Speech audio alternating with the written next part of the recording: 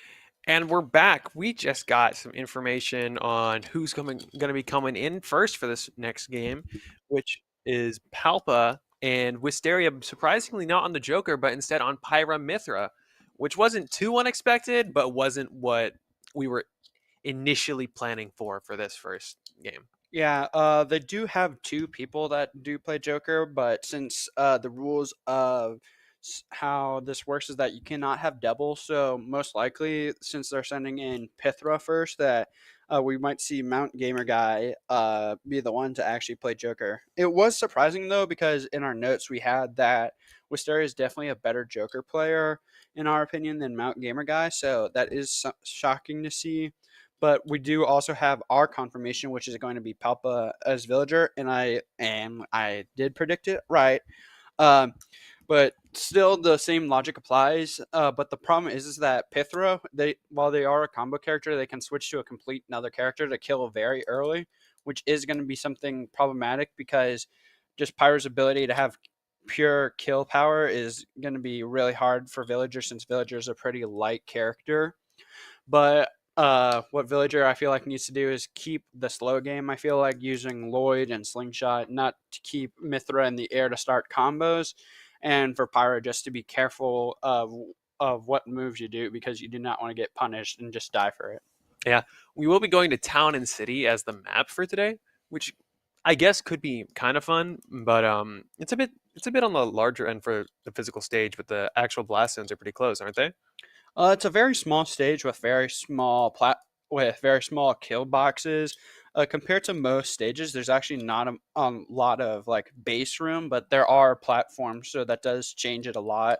With the small kill boxes, though, I feel like we're going to see some early kills and stuff that doesn't feel like it should kill, but it will kill. So that just makes Pyro, I feel like, more dangerous in this situation. Absolutely. We're probably going to be going in here in a little bit, and we'll see some of the more specifics. But I assume initial game plan for Palpa is going to be mostly trying to keep Pithra out. It's going to be a bit difficult if the start on Mithra, or if they start on Mithra, due to how much faster Mithra can be, and how easily it is for her to get in, especially with side B if you really need it. Yeah, definitely. But it looks like that we are going to be going into game with Palpa as Villager and Wisteria as Pithra. But this is going to be the start of the game. And just a reminder that we do need to win both against North Illinois and Kent State. So expect Miami to be on their best that they can play. Yeah, this game is going to start. This game again is going to start a little bit slow. Mostly each other trying to feel each other out, while Palpa just kind of puts on the pressure for Mithra and gets a really early kill with a bowling ball. Yeah, off ledge. there's the town and city. How the small kill boxes, it's gonna kill really early. With it looked like I think Mithra was at like what I think it was like 50% or 56%, which was crazy for a kill. But like I said, this is going to be a small stage with platforms moving, so it's definitely gonna have to change your playstyle over time. Yeah. Um, this is Palpa's making it incredibly difficult for Gamer Guy. No, it's No, Wisteria, right? Wisteria. That's Yeah. just the name of Yeah. the character. Palpa's making it incredibly difficult for Wisteria to get in and actually get meaningful hits, especially on a character that does as little damage in each individual hit as as Mithra, with Pyra being the character you'd expect to just get the KOs with high knockback, high damage smash attacks, especially forward smash, which is empowered by Pyra passive. Yeah, but Pyro just does have many kill options: down air into up smash, down air into up air, up special. This is just something you got to watch out for. With Villager at 90%, now at 100, it's going to be a very dangerous because most options will kill for Pithra. Yeah. And there is the kill right there, though. So we are at an even stock situation. Yeah, just a simple jab combo is all it takes for Pirate to take a stock when you're that high. But it does look like Palpa with a cheeky little down air off stage. Yeah. Just that was an air? Yeah, Nair, the one where he spins. Oh, I thought I saw turnips down there. No? I Unless I saw it wrong. A cheeky little aerial move to force Mithra to be directly under the stage, which is incredibly difficult, if not almost impossible for her to recover from. That is one thing about Pithra, is that while Mithra does have an option for a side B, their main recovery tool is up B. So if they're directly under the stage, they have no chance of recovering. Yeah. We are seeing another instance of the first round where Wisteria and Palpa are just kind of constantly poking at each other, trying to get meaningful damage until we can get to kill percentages, which is why we're seeing the Pyra come out so early, seemingly, into this stock. Yeah, it's very dangerous. That down air was really close to killing or comboing into something that can kill. It's just crazy that how Palpa has been able to adjust, trying to be as safe as possible while also trying to be offensive, trying to get an easy edge guard or a ledge trap to try to finish this game off fast, because Pithra is at one stock. Yeah. Both players are playing extremely carefully because all it takes is one meaningful hit for either Villager or Pirate to really go down as early as it is. Especially with how goofy Villager can be, right? Like, we just witnessed Villager do a little bit of ankle breaking on the ledge, just trying to dodge away from Pyra, attempting to get a cheeky little hit in and get the final blow for the stock. But we are going to lose a stock on Villager, which is unfortunate. But with the percent lead, I feel like it's only a matter of time until Villager is able to kill. They are going to be on Mithra, so we're not going to be able to really cheese them that much, but we just got to make sure to not let Mithra rack up damage and then immediately switch to Pyra to just take the villager out. Yeah. Um, Honestly, one really good hit from Palpa should be enough to send Mithra flying into the nine heavens. Like, look at that. That was just a backer from the other side of the stage, and she almost went out. Right. Um, we're really coming to the wire, especially with Wisteria right now.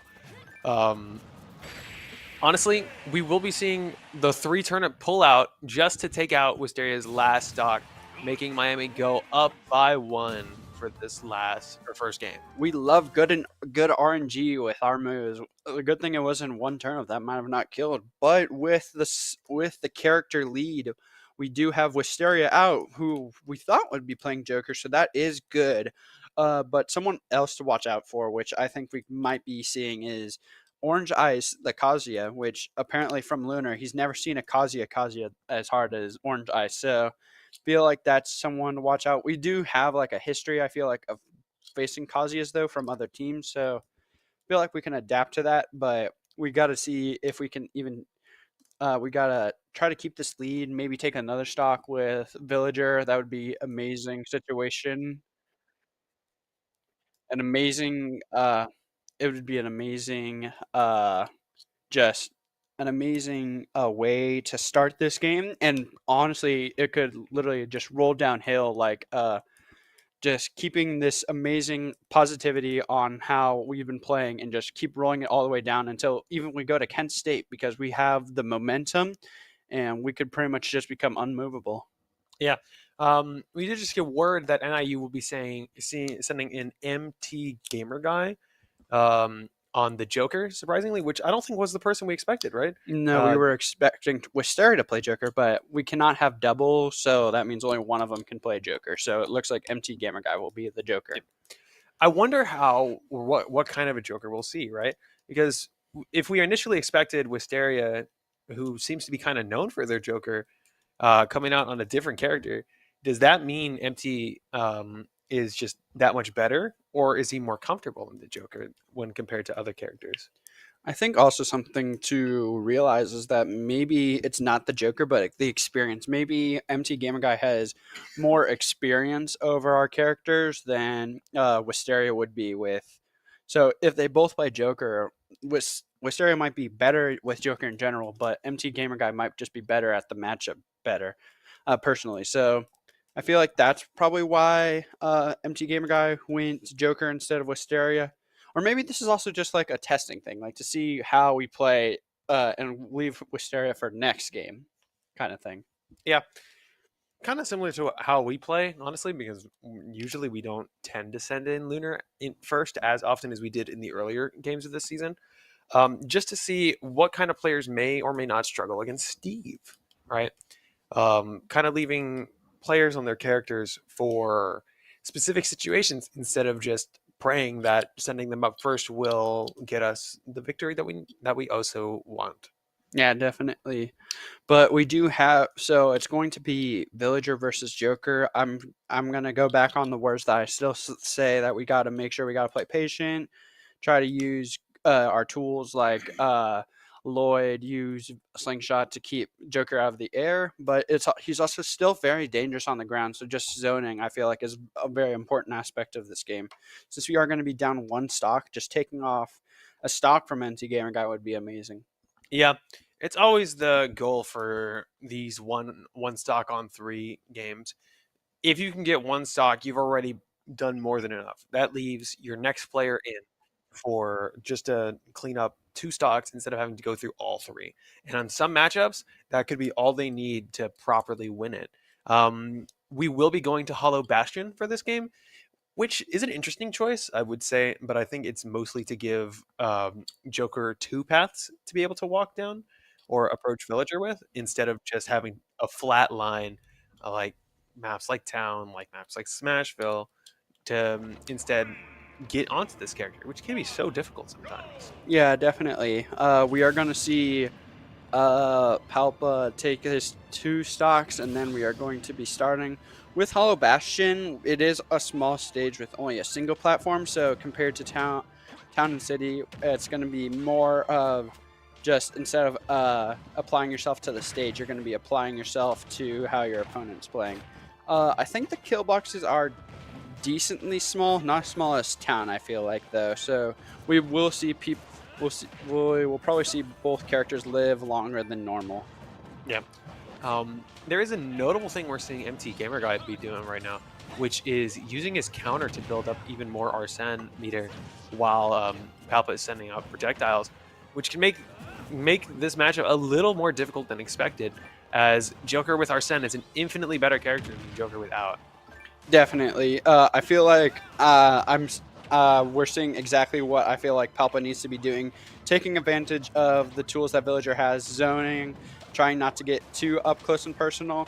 The problem is that Joker is fine with you playing like that because he can just, like you said, build off with Arsene. So that is something to watch out for. But I feel like Palpa is doing it perfectly, where he's also applying pressure while zoning. So if you're going to try to suck up all of our attacks and build our Sen, you're going to have to take some damage for it. Yeah. Palpa is making it incredibly difficult for Joker, especially with setting up a tree on ledge, making it so difficult for Joker to actually make any correct. Oh, there we go. We got the jab lock. We got the jab lock with the tree. That is something that Villager can do because jab is pushing Villager back and pushing you forward so you don't jab infinitely. But since Villager was on the ledge, he couldn't go back any farther. And since Joker was behind the tree, he couldn't go back any farther. And that's something so cool about Villager. I'm sorry to interrupt you, but it's really rare to see that in competitive. Yeah. It's also a very easy way to rack up so much percentage. We saw Joker just go up by 40 just because of one tree and one very angry punching man, right? Dude, he has murder in his eyes, like no emotions or anything. He's scary. Like if I had to pick between seeing Joker or Villager at night, I would probably want to see Joker instead of Villager because the murder between its eyes, he has an axe and everything. So it's really scary to see him. It's a simple question, sir. Would you want to see a villager in a dark alley or Mr. Arsene Man? Sir, I'd like to see the Mr. Arsene Man. Have you seen the kind of creature that a villager is? Yeah, it's definitely a creature. With a good tech by Palpa, Palpa is at very high percent, but he's been able to live so long. Like, he's been doing so much for Miami. Living at 189 for such a slight character. It's been real. Palpa's just been able to do a lot for Miami. And if he could even take another stock, this would just be the best outcome for Miami. You just pocket his own reflected rocket? Yeah, he can do that. That's normal. Oh, I haven't seen that before. That's really cool. Yeah. But Joker was able to take another stock, but I feel like Palpa already did enough, took a stock, made it so the Joker had to work for it. And it also just showed how Joker responds to certain types of things. So Palpa definitely did a lot of that game and pushed Miami forward with just being able to stay alive and taking a stock. Yeah. For this next game, Miami only has to take down 2 stocks to take out Joker, and that's an incredible advantage, regardless of who we send out, right? We still have 3 more players, right? I am personally expecting Lunar on Steve, because, well, Joker isn't usually the best character to handle blocks, right? Similar to characters like Grin Ninja or like more of the single attack kind of characters. They just can't deal with iron or stone nearly as easily as other characters in multi hits. While I do agree with what you're saying, I feel like Lunar is a really good anchor in this matchup because we still have yet to see Kazuya, which is an abysmal character at trying to get through blocks with his terrible jump squat and just that. So I feel like Lunar's best as an anchor, which means like he's a good like game finisher. If I do had to pick someone, I think we are going to send Mendelsman, the Bowser Jr., which Mendelsman is really fast with both his cart and also just has a lot of good combo potential. Yeah. Also, I'd say Joker probably doesn't have much experience against Bowser Jr. Not a common character whatsoever, but one of those characters that can just kind of kill you sometimes with seemingly off the wall pressure and combo game, right?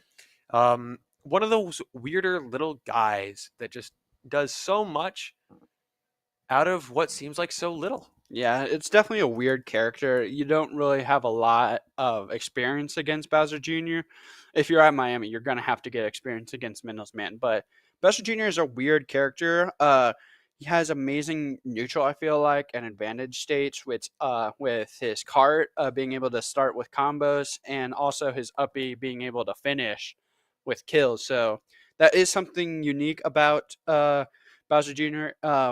But with Joker, I feel like we're definitely going to see more patient because we don't want him to get Arsene. Because one thing is that uh, if Bowser Jr. is trying to recover like vertically, what Joker could do is that he could use his gun and point it downwards, which pretty much like stumps the entire vertical recovery of Bowser Jr.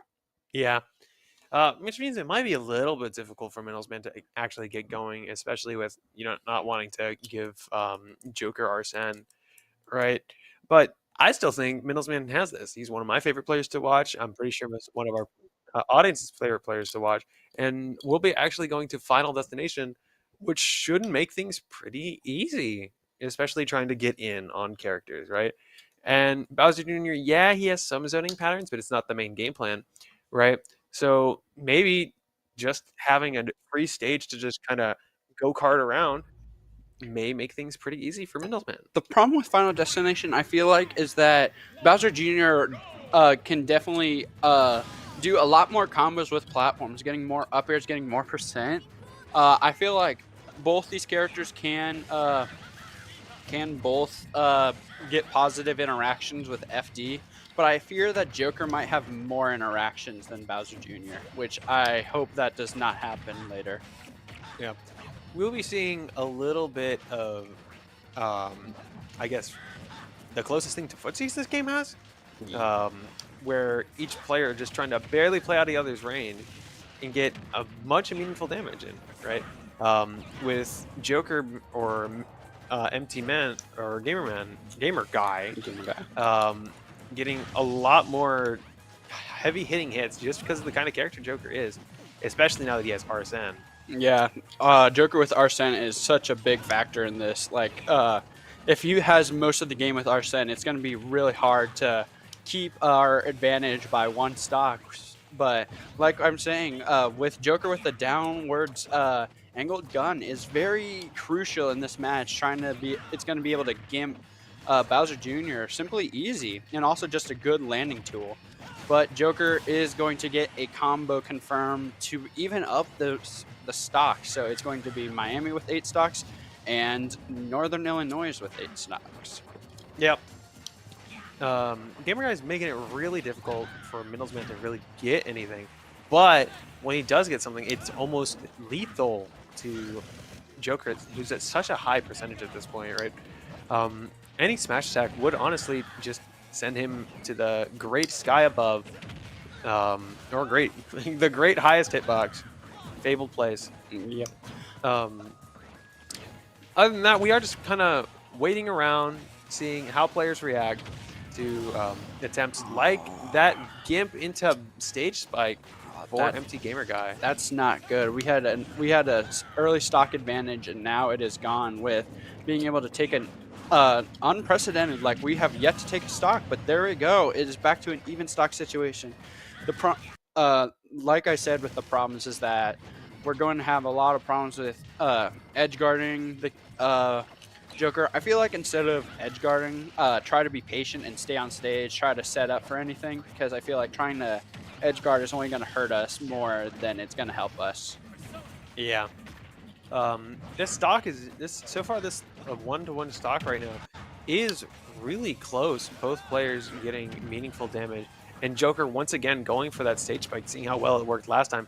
But he does get caught by the mine Mecha Koopa or whatever that thing's called.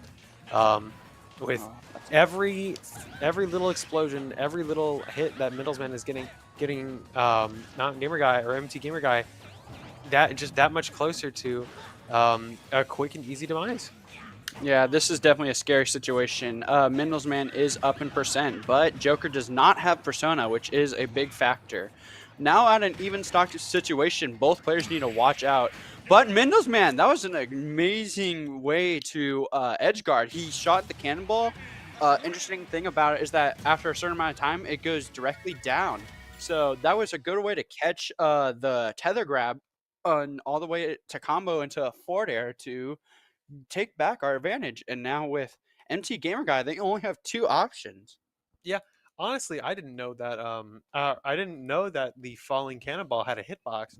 So seeing it used as an edge guarding tool, both to cover a dash in and the up B from Joker, is an incredible decision. I would have never thought of it personally. Yeah, he's very smart with this character. He thinks fast and he thinks precisely. He thinks of what's going to help him in this situation and what is not going to be expected.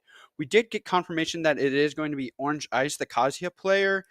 This is going to feel like a hard matchup. I feel like this is where we're probably going to see when Minnows Man takes a stock from Kazuya. I feel like the next player we are going to send in is Lunar. Good with blocking off, playing safe around Kazuya. But that was overall a really smart play from Minnows Man, and I can't get over it, honestly. It was really crazy. Yeah. Notably, Kazuya is one of those characters that kind of kill you off of one touch. So Mindelsman has to be incredibly careful with how he does zoning, his zoning patterns, how he does his approaches, because all it takes is one electric wind Godfist, which Kazuya can actually kind of spam out in neutral if he wants to. Yeah, how good that move is. It's Um, crazy. and there goes like what, 80%, 90%, maybe even the full stock. Yeah, Kazuya is really crazy. An interesting fact about him is that all characters have a frame 3 jump. Besides Kazuya, he actually takes a while longer, so that's why I feel like Lunar is honestly a better play against Kazuya. If Mindoman does go down to Kazuya, I feel like Lunar's going to come out because it's just trying to get rid of a character and also just a direct counter pick, I feel like. Uh, but we did get confirmation that we are going to be going to Kalos, so that means that is really helpful with Mendo's Man being able to use those platforms on the side to continue his combos. But I feel like the kill boxes are really early on, and also just I feel like being able to Gem Kazuya off of the side will be taken off because there's no stage spike on Kalos, sadly. Yeah. Um, it may make things a little bit difficult, but honestly, getting one stock will be the most important thing for Miami. It doesn't, and honestly, actually, if Mindelsman just wins on his own with one stock, he'd be a hero, right? We do see Kazuya get a clean 17% off of one hit, which is quite a bit off of what looks like just a normal singular hit light attack or just tilt, right? Yeah, if you could tell, this character was definitely designed. Maybe not designed the best, but it was definitely designed. Definitely one of the characters of all time. Right? We are seeing both players kind of dance around each other a little bit, just trying not to take too much damage too early. This is a really interesting Kazuya. I have yet to see any like special inputs or anything. It's been weird. That was the first input that he did, the electric crouch. But it's weird. He has yet to. There's the electric wind god fist, but he has yet to do any crouch canceling or crouch dancing, which is really helpful. I feel like in Kazuya's neutral, being able to travel the stage fast and invincible. But this is an interesting Kazuya, I would say, as all my experiences that this Kazuya is very weird, but he is able to get an up B kill, so we are going to be going equal in stocks. Yeah. Notably, we did see Kazuya use his reflector. I believe that's an input for him, right? Yeah. His reflector kick. He's got so many, I just can't keep track of them all, right? Mhm. Truly a Tekken character. First learning how to jump in this game, and now having a move list longer than the entire cast. Maybe even all of the Mii fighters, right? We will be sending in Klutz on Kirby for this next matchup, which I think could throw a wrench in Kazuya's plan, especially with eating. That's not the kind of usual thing most people expect, but notably, all it really will take is Kazuya getting one really good hit, and Kirby just kind of goes flying. The problem is with Kazuya trying to play against Kirby is that Kirby is such a small character, so If he wants the one touch of death, he's definitely going to have to work for it. But after watching Kazuya, it doesn't seem like he has that kind of playstyle. I feel like he's more of a control Kazuya, like trying to send out moves that cannot be punished, like we saw with his lasers, and trying to punish you for mistakes that you do. But Kirby is I feel like a good Kazuya counter, being small, hard to combo, and just being able to combo because Kazuya can't really do much in the air. Yeah. It will be interesting to see how Klutz handles a character like Kazuya. Certainly one of the more common characters you'll see on higher levels, just because of how dangerous he can be, right? And how strong his tools are. Because I've heard a joke before where one half of Kazuya's moveset is unblockable, while the other half has armor, and that's not the most fun thing to play against if you're an average Smash fighter like Kirby. Yeah, definitely. Uh, some things to watch out for from Klutz, I definitely feel like, is he's going to be able to start combos really simple, be able to keep pressure on him. Kazuya, he does have a lot of viability or variety in his recovery, but I feel like with Kirby's jumps and just ability to edge guard, it's going to be a really hard battle for Kazuya. Yeah. Um, we will just be getting straight into it since wow. Uh, okay. Um, since no player has to get a quick SD in due to stocks, right? Yep, they're equal in stocks. Yeah. Honestly, we already saw one throw Kazuya had and instant 30%. That's death. Did he just gimp him? Yep, that's death. He messed up his recovery. But yeah, this is a weird Kazuya. When I see dedicated Kazuya fans, they like will never miss an electric wind god fist, but he actually has. It's weird. Like I've never seen this Kazuya before. Oh, we almost got another gimp, but he was ready. Aww. Klutz does really like doing that. Yeah, it looks like he's just trying to cheese the Kazuya out a little bit, which I don't blame him. With a character as Gimpable. as gimpable, yeah, that's a good word for it. As Kazuya is, really all it takes. Oh my. Did that just almost kill? Yeah, that's a special input. That's very dangerous with Kirby being a very light character. It's two sides of the coins. Kirby's able to edge guard and kill Kazuya early. Meanwhile, a lot of Kazuya's moves can just combo and kill Kirby. Yeah. Oh, we will be seeing something going on here. Kazuya dropped it, but he got That's catch death. back. Oh, My there's the lord. touch of death. Oh no, we are going to be down a stock though, which is unfortunate. Yup. Welcome to Kazuya Mishima here. Kazuya Are we going to be seeing it again? No, he does miss the Electric Wind Godfist, unfortunately.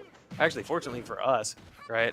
At this point, Klutz is just playing for any kinds of advantages he can get.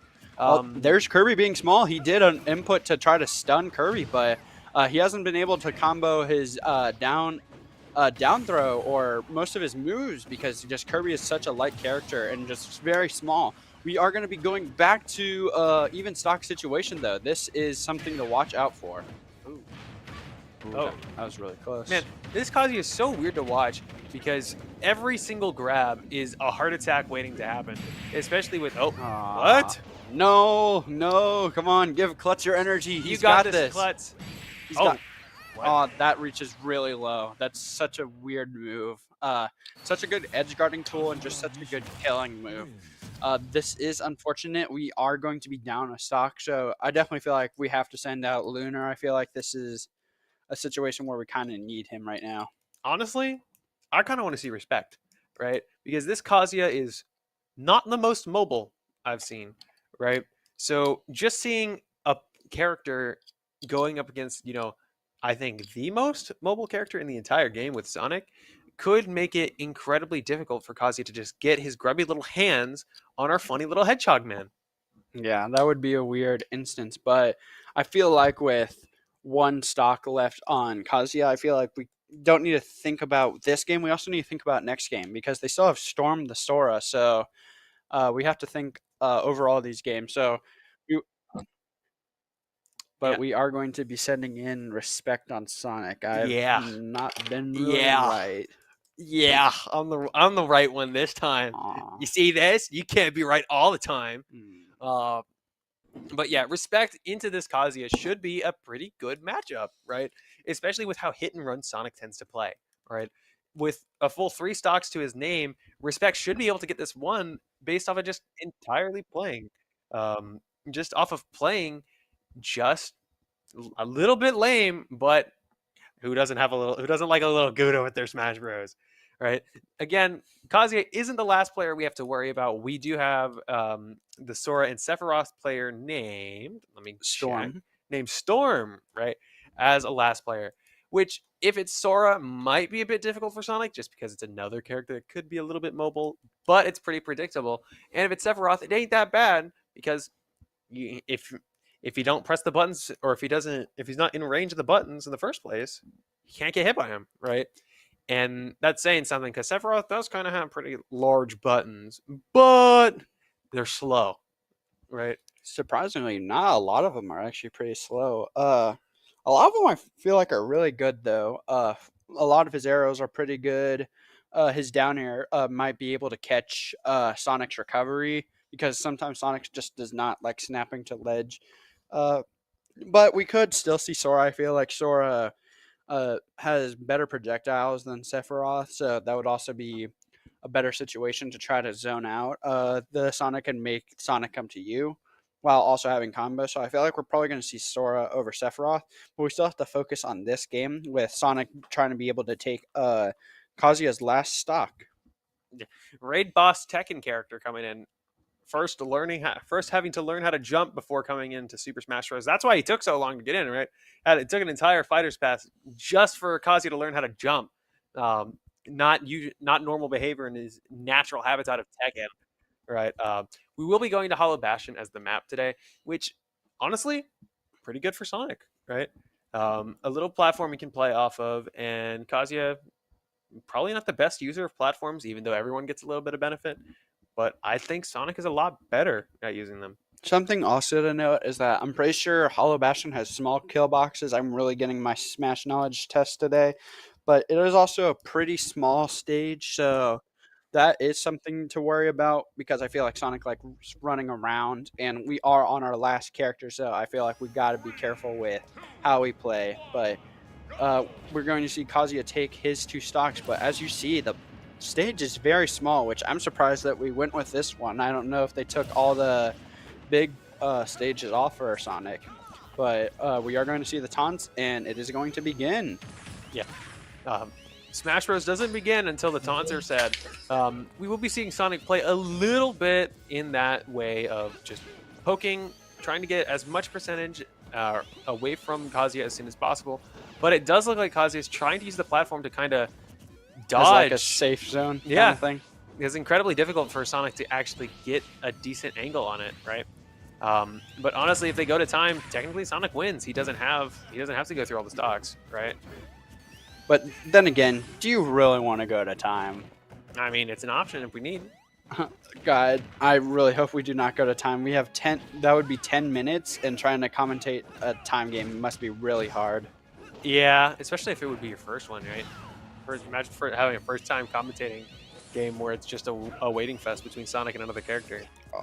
Hopefully that will not happen, but we do have respect at a concerningly high percent. We gotta try to take this fast, but Kazuya did get a down B, which is something to worry about. We do have to try to take the stock, try to go into an even stock situation for the final game. But you're definitely right. I feel like Respect is doing really good with poking, but that is going to be a stock taken off Respect.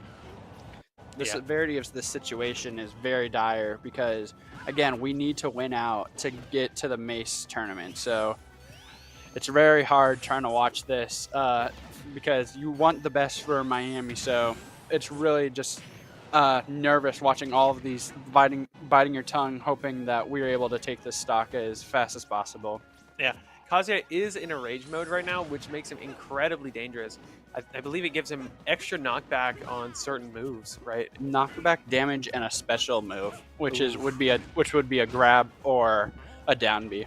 My lord, that's such a great knockback angle. There That we go. kills? There we go. Yeah. What do you mean? He definitely hit him. What are you talking I about? mean, like, that was a back kick, and my guy was about to smooch Sonic on the cheeks. What do you mean? That definitely deserved to hit. Yeah, yeah, yeah, yeah, yeah, This, yeah.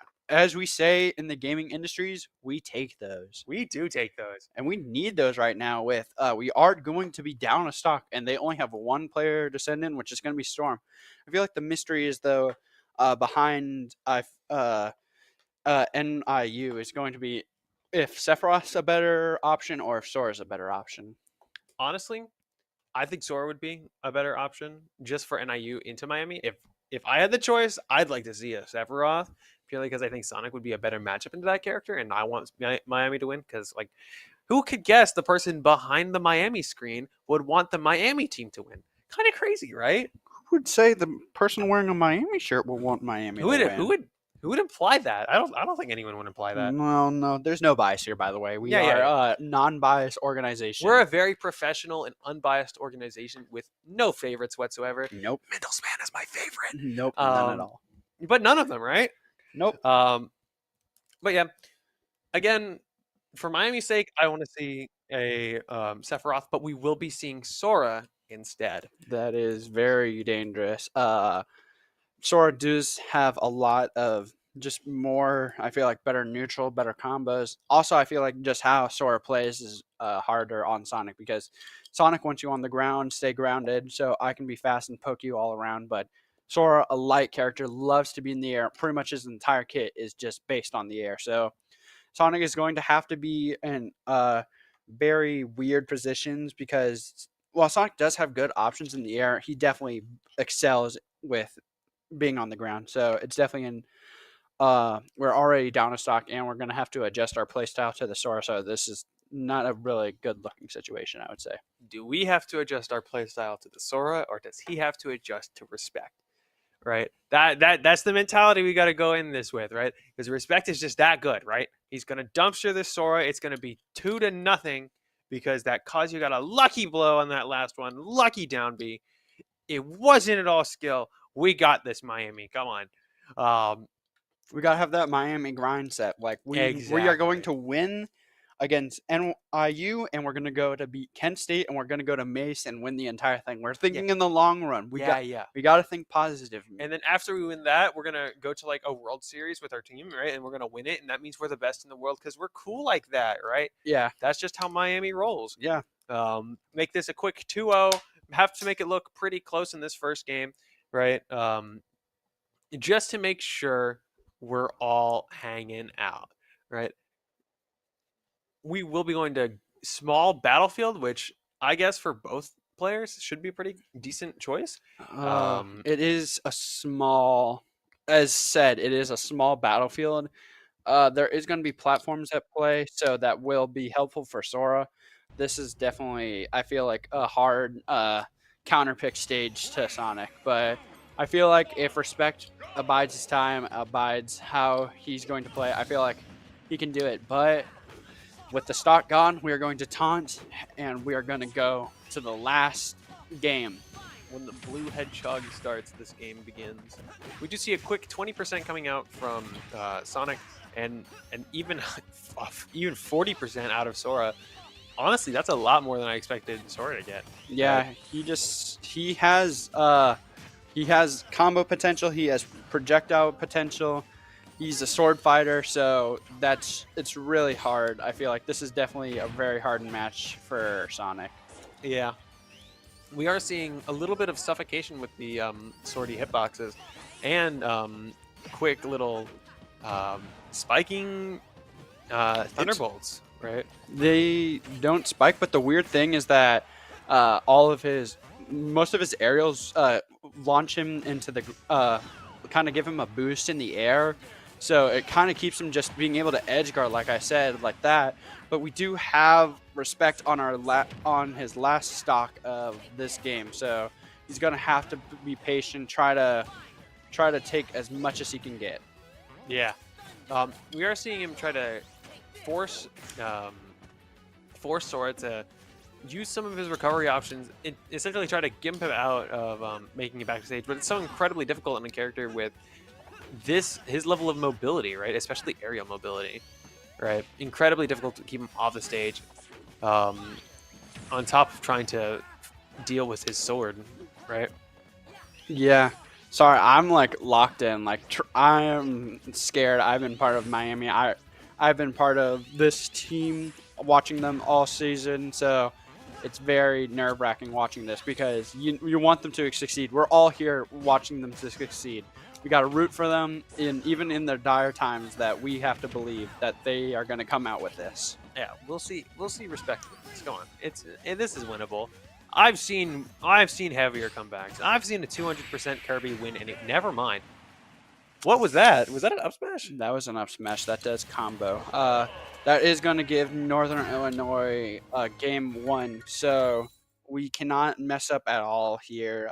This is definitely very tightening for Miami to think about, because if we mess up here, then we are out of the Mace tournament. But I still believe we can take it. That was just uh, practice run. We just wanted to see what their team can do. They have no other players, so it's just going to be the same people again. So with that, what I feel like we need to take away from this one is that the Kazuya definitely weird play style. A weird play style. So we are going to have to adapt to how he plays. He definitely plays more control. So probably wait out, not rush in, and we got to just be patient against him. Yeah. We will be heading to break in between games real quick. Just to give everyone a little bit of strategic planning time, along with making sure players are ready for this next game. We'll see you guys shortly.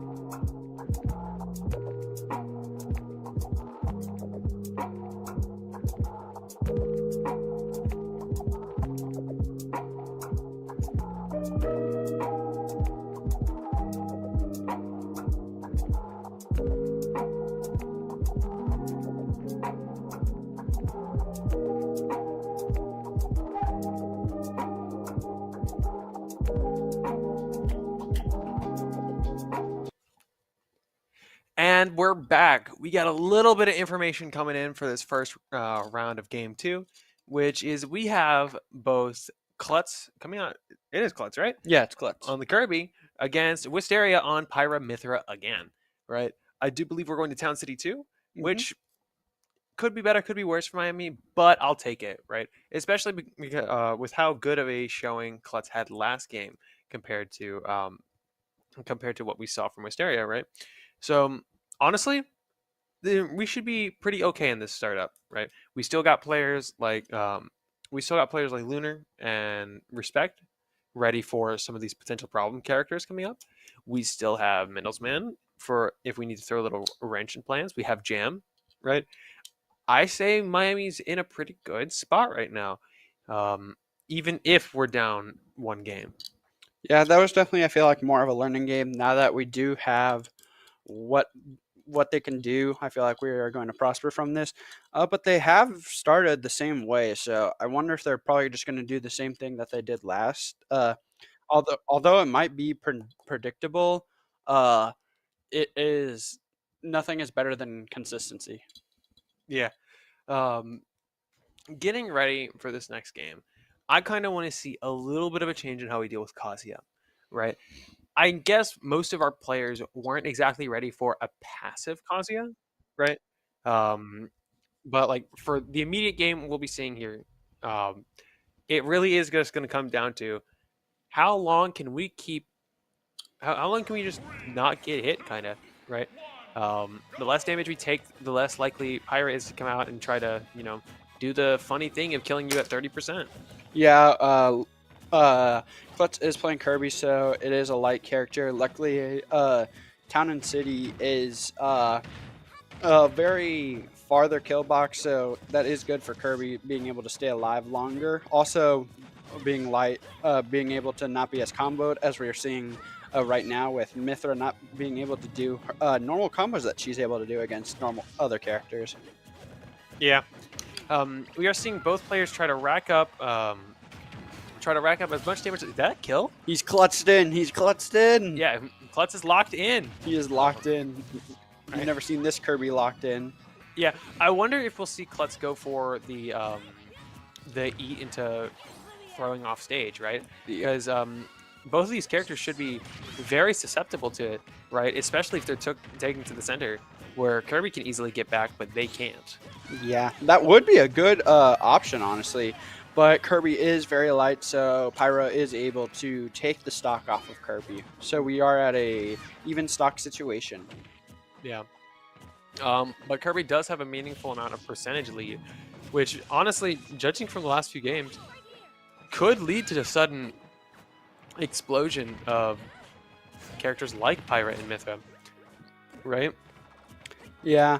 But so far, I feel like he's been doing good managing, hitting, comboing off of Pyra and Mithra and not getting taken advantage of. But that is Pyra without a jump, but they were sadly able to get back to the stage. Yeah. We are seeing Pyra trying to use her down tilt as a way to force Kirby away, right? Trying to make sure they don't get in to get those crucial last hits that honestly Pyra can't really take right now. She can't afford to get hit, as we see, right? Confirm. Yeah, I'm actually surprised that we are not seeing much Mithra this game. Watch as I say that they're going to swap to Mithra, but I know Kirby's at higher percents, but I would have personally. Oh, they saved the jump. That would have been a really good situation, taking an early stock. But Klutz continuing to lock in, dude. He's crazy with it right now. Yeah, he's going absolutely stupid on Pyra, right? already at 70% off of what seems to be just such a short time on that third stock. Right? Oh, let's go! What a back air read! instantly. Oh, that was Telling such a Tyra. good read. I'm sorry, but that was an amazing read. That was a push forward. That's what we needed there. That was a great read. You could see people at the bottom and how they were with that read. That was amazing. That's what we needed. This was just an experiment. Last game that didn't matter. Today's right now is now, and Clutch just taking advantage. I'm sorry for interrupting. I'm sorry for being really No, high, you're but fine. this we need this. This is what we need. I believe in this team. I've seen what they can do. There's no one that can beat us. It's that simple. Yeah, we win these. We win these. We win these. win those. We windows to the wall. Yeah. Coming on with this next game, part of me says we'll see Kazuya just because of how much he ran house last game, right? And another part of me says we'll just see the same roster in the same order, right? Because the Joker did do a pretty good job at taking out players like Klutz, like Mindelsman, right? Only to go down soon after and then bring in Kazuya, right? So honestly, we could see it go either way. We might even see the Sora from last game come out a little earlier. We'll see how NIU is feeling today. But honestly, great starting showing from Klutz. Klutz. That was with amazing. Kirby. We have still 2 stocks able to take out one of their players. They're down to 3. We've already seen how they play. This is an amazing start. We did get confirmation though that they are sending in Kazuya. Klutz did have some troubles last game with Kazuya, but now with the experience, I feel like Klutz, and also just from last game, Klutz is locked in. He knows what to do, and I feel like he's already got a game plan for Kazuya. Yeah. Under my first expectation, I think any amount of stocks would be good to take, especially off of a player as problematic as we've seen Kazuya be, or orange thing. I forget. It's Orange Ice. Orange Ice, as problematic as a player Orange Ice was last game, right? So even one stock for any future player should be good enough to get a proper lead, right? Maybe we'll see after Klutz, if he loses, we'll see Lunar come out to take care of Kazuya, right? The thing is that you said if. He's going to wipe the steam, dude. What are you talking Yeah, about? yeah, Klutz wins. Yeah. But we are going to be going into game. We are going to have 2 stocks while they are on their 3 stocks, but they do have a player gone. So this is a great situation.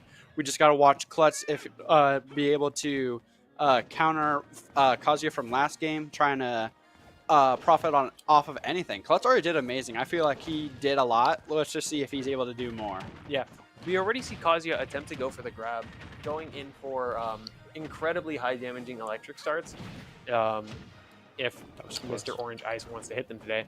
But again, all it took was 2 hits to pseudo equalize the amount of damage each player is taking. Dude, he's going crazy. Wow. This is unbelievable. No, this is very believable. This is Miami we're talking about. I know. They do this every day. I know, but last match, like, Klutz wasn't able to do much against Kazuya, and now look at him. He's going crazy. Going stupid, right? It just shows how good Miami is at adapting to how our opponents play. Like, we may have lost this first game, but we are just going to adapt. Yeah. Oh, that's death. That might be death. No jump. Only an air dodge. Oh, that was close. That was close. Yeah. It was a good attempt at an air at a ledge guard, making it incredibly difficult for Kazuya to get back to stage comfortably. Wow. What? Was that an input? That was up smash. That was an up. Okay. That was incredibly high launching attack, straight up too. Kirby was at a high percent though, but Kazuya is at 150. I feel like Kirby can take this easily like that, and we are still leading by I think it's 2 stocks now, which is amazing. Klutz just needs to. I feel like he can take another one. He just has to play it carefully here. Yeah, we do see the combo start off of the grab. Oh, and the attempted cheese. We almost got the cheese for Klutz off of the grab. I wouldn't be surprised if he went for it again, especially given how susceptible this Kazuya seemed to be last game to a maneuver like that, right? Oh, he's going crazy. He's going crazy. He's going crazy. He's going crazy. Oh my god, You I'm win this so fight, hyped. come Oh, he's going on. crazy. Oh my god. Yeah. Oh we're my doing god. it. No, don't die. Don't die. Come on. He's crazy. He's crazy. He's crazy. Oh my god, I'm so hyped. My heart is beating. This is all what casting is about. Watching these amazing players go crazy. Look at Clutch. Look at him go. And if you see in the background of the camera, both Klutz and the rest of the team are pretty excited for just that one stock. Come on. Come on. Come on. Oh. Wait. Oh, come on. If he takes this, we got this. We got this. He's crazy. Yeah. He's crazy. He's crazy. He's going. He's going. Oh my god, this is amazing. My heart's pounding out of my chest. He's going amazing. He's going God mode. Oh my god. Oh. Oh, come on. Almost the game. He doesn't. Come on. Okay, that's all. He did amazing. Oh my god. Like, you have to give it up for Klutz. He's definitely the MVP. It doesn't matter what comes after this. The MVP of this game has been Klutz. Being able to take not one character, but also 5 stocks in total. He's been doing amazing. Just watching his gameplay, how he's been playing, it's been amazing to watch. It's just, there's no amount of words I could say for how just watching Klutz has been right now. Yeah. Oh my. Yeah. Klutz almost by himself got half of the team, right? Leaving so much, or alleviating so much of the burden for this game for Miami, right? We have a full 3 players against their 2 and I guess a third player. 2 1/3. Yeah, 2 1/3 players for NIU. It's still a dangerous 2 1/3 players, right? You can't count Kazuya out. He will just kind of kill you sometimes. And we saw that Joker from last game was pretty difficult, right? We will be seeing Lunar come out to try and lock down Kazuya, which honestly maybe not as difficult for Kazuya as I expect, because maybe the laser beam just kind of dumpsters the blocks, right? No, I'm pretty sure don't? the blocks. I don't know about. I don't think it actually breaks any of them. So dirt or anything. So like I said, Kazuya, I feel like, is definitely going to have a harder time with slower jumps, and he does have powerful moves on the ground to take care of them. But Steve can just build a double wall, so it's definitely going to be a harder match for Kazuya. Maybe we'll see the Greninja attack where we have three blocks on the floor right next to each other, and Kazuya will be too scared to jump over him, right? Because that's what we saw for Greninja, and it worked. It worked. Right? Pretty well. It worked. I mean, imaginary firewall right there, right? We will be going to Town and City, which I'm happy with, right? Can be a decently sized map with accounting for the platforms, depending on which formation they want to take today. And it should give Steve some pretty decent blocks, right? I believe they get wood instead of dirt for this map. They do. Certain maps give certain materials, and I think Town and City gives more wood. So that means we're gonna have more wood, less dirt. So that is also good. But that would mean stronger blocks, so that's just even harder for Kazuya. But as we see, Kazuya has to literally use both of his jumps just to get over 3 blocks. So that is something to watch out for. See, the laser just didn't even go through them. So yeah, this is definitely a harder match, I feel like, for Kazuya. Yeah, you want it to be the really cool thing for the Kazuya to do. If for the love of the game, he just tried to grab Lunar and jump off with him, right? Hey, I think he should do that because he can't recover from it. Actually, he doesn't even get the first. Most characters that do that, they actually die first. So we just take it for free, right? We take them. Yeah, we take those, right? That did a surprising amount of damage to wood, though. I think it's because Steve accidentally mined it, I think. But that did do a lot of damage. Kazuya is trying to take a stock without losing. I can see how he's playing more patient, using more lasers. But the thing is that he can just build walls. What is he going to do? He can't do anything. Yeah. He's definitely struggling. You could see it. You could see it in his gameplay. He's struggling. Yeah, Kazuya's knocking on the door. Please let me in. Open the Please door. Open the door. Open the door. Right.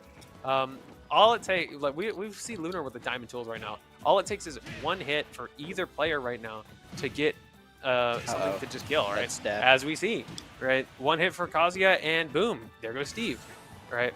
But one good hit from Steve and boom, there goes Kazuya, right? Yeah. Imagine if I said that we instantly got the kill, right? That'd be so That would cool. have been crazy. But I definitely feel like Lunar needs to try to take this stock now. Not let Kazuya get anything. Whoa. That does do a lot. That's 40%. Kazuya is a design character for those who have not known. The character of that, he just lays it up left. Hold on. Yeah, Kazuya is very dangerous to play against. Oh Ooh. no, this is. That was a good spike from Kazuya. It is, but we are at even stocks now. This Kazuya is very dangerous. We have to finish this now. I feel like we don't want him to get anything else. He was already able to stop Klutz, but Lunar taking a hard time trying to stop this Kazuya. Honestly. Yeah. We see. Oh please, please, please. Okay, there we go. There we go. We'll take that. We'll take that. Into a quick whiff punish with minecart from Lunar, making it an incredibly stylish round win, if I do say so myself. A little bit unfortunate that Kazuya got both those stocks. I can kind of see him getting at least one, but it is what it is, right? All it means is that Lunar has to try a little bit harder for this next game. Yeah, just taking a stock would be good, but I'm happy that we got the Kazuya out of the way. We do know the two characters, MT Gamer Guy and Storm. The thing is that they both have different options. Storm can go to Sora or Sephiroth, and MT Gamer Guy could go to Falco or Joker. So they do have a lot of options here. So they do have more variety when it comes to handling Steve. The problem is that the Steve is just a good character, and there's no really like best option. I feel like the best option I feel like is Sonic, but they do not have a Sonic, so that is good to see. You want to know who has a Sonic? A pretty good one? I don't know who. I think Miami has a pretty good Sonic. I mean, I think his name is Respect, right? Oh, I never heard of him before. Really? Huh. He came out last game. He's pretty good. Man, I must have early onset dementia. Yeah. We can get you in your home, Grandpa. Huh? Huh? Huh? I don't remember what we were talking about. Maybe I have early onset dementia. We don't know. But what we do know is Lunar's going to lock the heck in, and he's going to win the entire game right here, right now. He's not going to lose a single game from right here, right now. Just 2-3 stocks. That's all it takes. Even in the next series that we play tonight, he wins them all. Yeah, right? Like, it's that simple. Yeah. He'll just win them all, right? Mm-hmm. We'll go in. We will be seeing MT Gamer Guy going in on Falco instead of Joker. We did struggle with Eastern Michigan's Falco, so I feel like hopefully that we did learn from Eastern Michigan on how to face against Falco, but that was just, I felt like a character that was able to destroy our team, but with the experience now, I feel like we are going to be able to handle this Falco. But I feel like something else that is important is also the stage, because while you're picking a stage to counterpick the character, the thing is that some stages give Steve more materials that he wants. Like, if I'm remembering, Hollow Bastion gives more stone. We saw that Smashville gave more wood, so we definitely don't want to give Steve the materials that he wants. So I feel like places like Small Battlefield, Hollow Bastion, I feel like they're not going to try to pick. But that's also one thing that they have to think about when facing against Steve. Yeah. Honestly, if only Lilac Cruz was available so we can get more iron. No. Right? No. Imagine how good that stage would be to watch and play on, right? I love when my stages are not flat. I love it. We love Lilac Cruz in this household. No, we do not. No, we do not. Do not listen to him. Listen to me. Pick the Lilac Cruz. No. Do it. No. Make the map legal. No. Do it. Any Smash rules deciders, do not listen to him. He should not. His opinion should not be taken. No. His opinion should not be taken. You know what? We should do Great Cave Offensive. We should go to Great Cave Offensive. Unfortunately, we can't. So instead, we're going to the lame map Hollow Bastion. Aww. Me personally, I want to see Great Cave Offensive for a full game. I want to see all 4 players on each team on Great Cave Offensive and see what happens. Dude, who let this guy cast, man? What are these opinions? Bait used to be believable. What this is isn't even. You think I'm trying to bait you here? I want to see perfection. Whatever. We are going to be going into Hollow Bastion, so we are going to see more stone from Steve. But with 1 stock lead, we're going to try to see if we can take a stock. That would be really good. Yeah. But we are going to be going into game with Lunar just being able to do a lot. Can you block off? Oh my god. That would have been so good. I thought he was going to No way. Please. No, Are come you? on. Come on. We hate birds in this house. What? Why that bird able? Me Dude, personally, that bird that I hate, that freaking bird that I hate. I hate this bird. But yeah, we see two amazing initial attempts to get Falco off the stage Dude, and blocked he off. should have died both of those. Like it was blocked off and everything, man. Come on. You're telling me the block character got outdone by a bird? Look at this bird. You think he's doing anything? Oh, that is a No. minecart. Let's see. 6. Oh, okay, chat. Okay, whatever. Yeah, we see the funny numbers. Oh my god, look, it's 6, 7. Oh my god. Yeah. No. I came here to commentate Smash, not listen to a bunch of middle schoolers. I don't think we're middle schoolers. I think we have very highly intelligent chat members here talking about the sacred number known as 6 and 7, right? I hear one of the most recent funny numbers maybe can trounce the original funny number. Oh, there's the back air. That is good from Lunar. Okay, let's stop talking about 6, 7 and get back to Smash Bros. I mean, Okay, it's your close 6, 7 enough. is gone. No more. Yeah, we're at 6, 6. Oh, you know what that's one off of? No, it's actually 7, 5. What are you talking about, man? You know what that's one off of? No. Are you sure? I think it's pretty. No, I obvious. actually do not, and I don't think we should go into this because we are very serious. We are very serious. Yeah. We're very serious. Very serious here on the Miami caster base. Did he just reflect Steve's minecart while Steve was in the minecart? It's very weird. It knocks Steve out, and then it continues to go by itself. But can we block him off, please? Come on! He just phases. What is this? Man, I hate space birds. I'd hate space birds too. I hate all the space birds I've seen, which is only Falco. I mean, that's all the space birds we want to see back there. Oh, that's unfortunate. It is okay. He did take a stock though, so that is really good for us. Yeah. You want to know what these stocks are one off of? Okay. I might just leave this room. Honestly, I feel like we're supposed to be serious. We need to win these two to go to Maze. Look at me. Do I look serious to you? Do we look serious to you, Chad? I don't know. I look very serious. I'm in a suit. You're in a champion hoodie. What are you talking about? A what hoodie? I don't think we're allowed to say this brand on stream. Oh yeah. Not sponsored. But yeah, no. Yeah, not sponsored. Not sponsored. Yeah. This is. You want to know what we are sponsored by? Miami. Miami. Yeah. Amazing place. You should definitely come down here. But back to Smash Ultimate. I kind of forgot what we were here for, but we did get Falco that is on MT Gamer that did pick Falco. So Lunar is out, but now that we do know that there's no Joker though. So I feel like that's very important. For Falco, I don't know who's a really good character. I feel like Mindelsman would be really good, or Respect. I feel like those would be some good options. See Sonic. I know you want to see Sonic. I want to see Sonic, guys. I know you want. I want to see the blue hedgehog versus the blue bird. I want to see the hedgehog dumpster the bird. Okay, buddy. You can go do your matching later. Okay. Yay! Okay, but I love colors. But in all seriousness, I feel like we are definitely in the right position. We're definitely leading this. I feel like with the amazing push that we got from Lunar and Klutz, I feel like it should be pretty simple to just close this down. But we did get confirmation that it is going to be Mindelsman playing Baojay, which I feel like is good. Falco is very light, trying to be in the air. I feel like just being the ability to combo him simply and just being able to stay on the ground really well is good.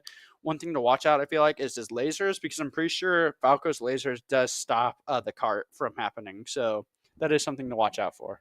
Yeah. Other than that, though, I think Mindelsman should have a pretty good matchup into this, right? Falco is, I believe, at 2 stocks right now. Or he is at 2 stocks. Lunar was able to take one. Yeah. He's at 2 stocks right now, which I would say is a pretty good number for Bowser Jr. to start off with, right? But it's a good number for any character to start off with. But Bowser Jr. especially is one of those characters that if you're not ready for it, you do just kind of explode to the funny guy with the funny cannon, as we saw last game with the. He does have a reflector, though, is the problem. Well, like, is he going to reflect the cannonball dropping on his forehead from the edge of the stage while he's trying to make it back? I don't think so. I wouldn't. I'm not the one playing Falco. Why are you asking me? Well, you made a point about Falco, right? Yeah, I guess you're right. No, One thing to watch out for Falco is that he's definitely a combo heavy character. He can combo you to the sun with up tilt, his amazing aerials, while also being able to be patient and try to take some percent off of you with laser, so that is something to watch out for. I feel like what we need to see for Middlesman is not many. I feel like zoning. I feel like trying to get up and personal. I feel like trying to take stocks. I feel like that is the best option here. Yeah. Um, with Sonic and Falco, these are very mobile characters, at least more mobile than most, right? Falco being a pretty decent option, and honestly, Sonic being the most mobile character in this game because, like, who would expect Sonic the Hedgehog, the fast blue thing that had those like 3 movies? But I think that's about it, right? Like, I don't think Sonic's from any game, right? No, nope, Um, definitely not. like he was pretty fast in those movies. I think they adapted him pretty well from the movies, right? I think he came out a little bit before that, or No, he's from maybe the movies. yeah, he's from the movies. Yeah, Yeah, yeah, yeah, yeah. yeah. Actually, they took movie Sonic. They took movie Sonic from Super Smash Bros. And Super Smash Bros. Ultimate was the first game Sonic ever appeared Yeah, yeah, in. Yeah, yeah, that's definitely how that works. yeah, yeah. But Just like Terry Bogard, hit character Terry Bogard from Super Smash Bros. yep. But we did get confirmation that it's going to be Final Destination, which I feel like is a good stage. Falco is able to take advantage of platforms more commonly than I feel like than Iggy is. So I feel like this is a really good stage pick That's one weird looking Bowser Jr. Why is he green? because it's Iggy. Man, why'd they have to give him names? Well, Why he, couldn't they just call it Bowser Jr. Jr. or oh, Bowser laser Jr.? does not stop it. I It did not doesn't know stop the that. car? It must have. I think it does have some armor on it, so that does make some sense. Yeah. Imagine if a laser did stop a car, right? Like, can you imagine the headline? Local bird shoots a laser at a high-speed chase or a high-speed police car. Stops the car instantly. Did you just parry that? And then the headline's like, I didn't know it could do that. Wow. But we are seeing some good gameplay. I feel like from Mendelsman taking advantage of Falco, but we are almost at an even percent, and I feel like we can go even because we are up by a stock. That is a jab that might kill because he's light, and that is good. We are up by 2 stocks. We just got to keep this momentum, and we're going to carry it on from next game, and we're going to win. Rest in peace that poor cannonball that was fired off into the abyss. Yeah, he's just like me for real. Yeah, yeah. He was tired. Right? He had to go to bed. Yep. It's his bedtime. That is something to watch out for, is that Falco's reflector being able to reflect both the cannonball. Oh, that's death! We're up by 3 stocks! This is amazing! He mindled that man. Oh my god, he did! Oh my god, it's the reference. It's the reference to the Smash player Mendelsman. Reference. We are up by 3 stocks. This is an amazing. Whoa! Whoa! Whoa! We're having a little bit of technical difficulty. We got to get some extra transitions in. We got to get our transition quota in. Yeah, but yeah. We are up by 3 stocks. This is an amazing way. I feel like we're going to finish this game pretty strong. We have a player up compared to being like last round. So this is definitely good, I would say. I hear for every second we play one of our animated transitions, we get a whole 1 cent. Oh wow! We're getting paid? No, not us. The Miami. Oh, right. Okay. I hear they get a whole 1 cent per transition. I was going to say, well, you were getting paid at a point? No. I wish. Man. Imagine if we got paid. You think we'd be talking about 6, 7 on stream? No. We're very serious. We're very serious. We are very serious casters. You should definitely hire. Yeah, you guys in chat right now should subscribe and like the video, turn on notifications, all the things that make the little buttons on the right below your thing. Everything that makes the algorithm happy. Yeah, everything that makes the algorithm happy. I don't know, slime videos. We just got to get some Subway Surfers on the left. Yeah. While our Super Smash Bros. Is happening, we have our super serious Subway Surfers in our logo, right? Like, just imagine if instead of the black, it's a green screen, and we just edited in Subway Surfers right there. I think they should just green screen the red to make Subway Surfers, but we have to keep the red with the we have to keep the red. Yeah, imagine if our chairs were actually Subway Surfers. We could put Subway Surfers. Oh, we could put there. Subway Surfers in the back. That would be quite funny, to say the least. Make sure they pay attention to the streams, right? Yeah, now you got to pay attention to the stream. Anyway, we'll be going into this next game soon-ish, right? Their last player is going to be Storm. They did really well with the Sora, so I wonder if they're probably going to stick with the Sora. The thing is, I don't know how the Sora Iggy matchup is, so that would depend. There is a lot of variety still here, so I feel like that is something to watch out for. But we are going to get Sora. So that apparently that is a good matchup, I feel like, or just a better one. Yeah, Sora is on his home turf with Hollow Bastion. But last I checked, Iggy's the one that goes to these castles. So we'll see. He's a Keyblade wielder. I mean, it's close enough. You see it? It's like it's got a hilt. Yeah, close enough. Oh, that was close. Iggy is definitely taking advantage of. God, we've been so unserious this stream that when I try to be serious, it feels weird. But Iggy is doing a lot of, I feel like, being able to rack up damage, trying not to take too much from Sora. I know it's very hard from how Sora plays, but I feel like he's definitely being more safe around. I know they are up a stock, but or up a player, but they need to be more safe. Yeah. Honestly, I think all it really matters right now is to just get as many stocks as Middlesman can, right? He doesn't even have to beat Sora Nice right tech. now. Did he tech that? Yeah, that was a tech. That was a Or nice teched it. tech. Oh, there's the death by. That was a down tilt, right? Yeah, it was the tongue. Weird looking tongue. Yeah. Just like Bowser Jr., we are the most serious casters of Miami. Yep. Where we comment about a move using a tongue to edge guard Sora from Kingdom Hearts. Our casting ancestors are very happy. Yeah, they're very proud of our choices in terms of spectating style. But at this point, it really is who can rack up more percentages without getting hit. Oh, is that death? No, he didn't mash. The thing is that you take no knockback in ice, so you're fine not mashing or mash. It's kind of a mind game to see who is right. Is he going to punish the mash or is he not going to punish the mash? Yeah. Yep, there we go. Cannonball from the sky. MLG Cannonball does a solid does like a solid 12%. It's about hype moments and aura, bro. Cannonball from the sky. Yeah, just like the Cannonball from last game. It was a hype moment.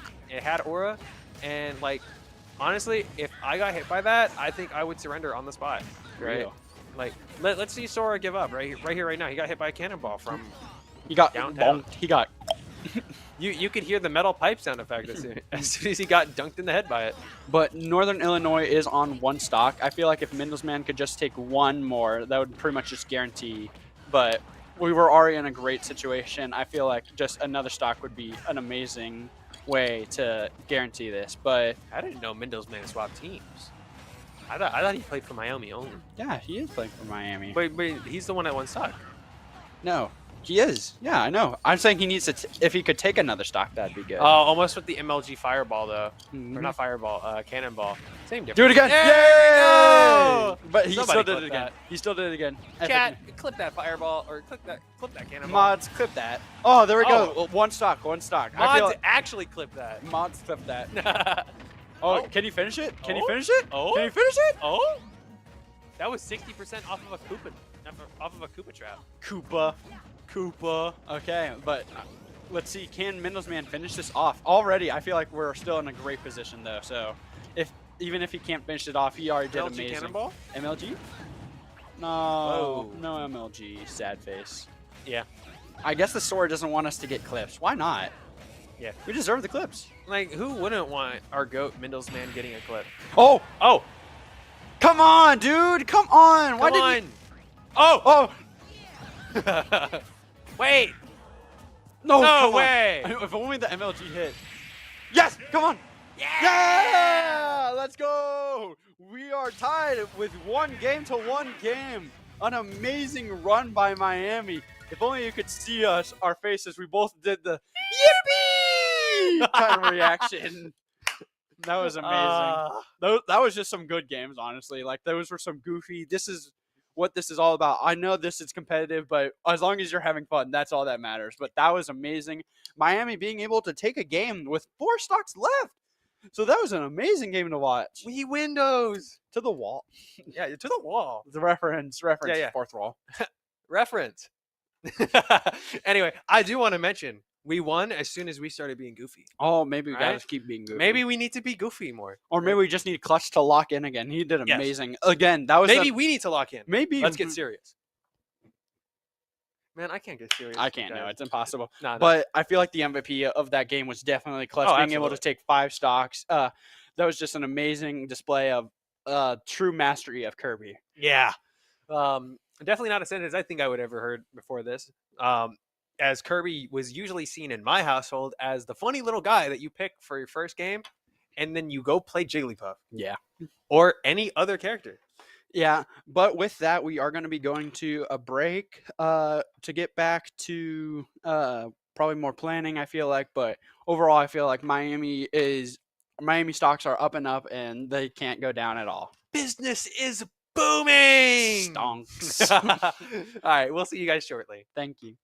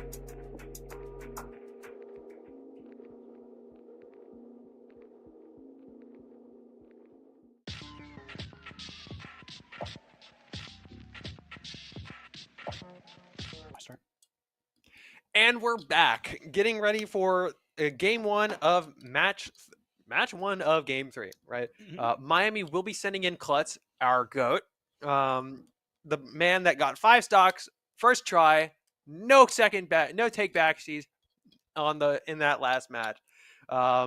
And I believe the other player is MT Gamer Guy on Joker. So they are going to be going back to Joker. So that means we're probably going to expect Wisteria to go with Pithra like he's been going all game. But with how Klutz started this match, if he's able to do that again, I'm pretty sure I think that should just count us as we won the game. We just won. It's that simple. Yeah. Honestly, I think just seeing Klutz first game should make the enemy so scared that they forfeit right here, right now. God, this guy's goated at this game. I know, right? We can't beat him. We got to surrender. We got to surrender. You can't win. Absolute cinema. Peak Kirby. Peak gaming. Peak gaming. We will be going to small battlefield, which may make things a little difficult for both players, right? With so little space for like Kirby to kind of mess around with, but that is a benefit because like now Joker can't sit on the other side of the stage spamming projectiles if you wanted to, right?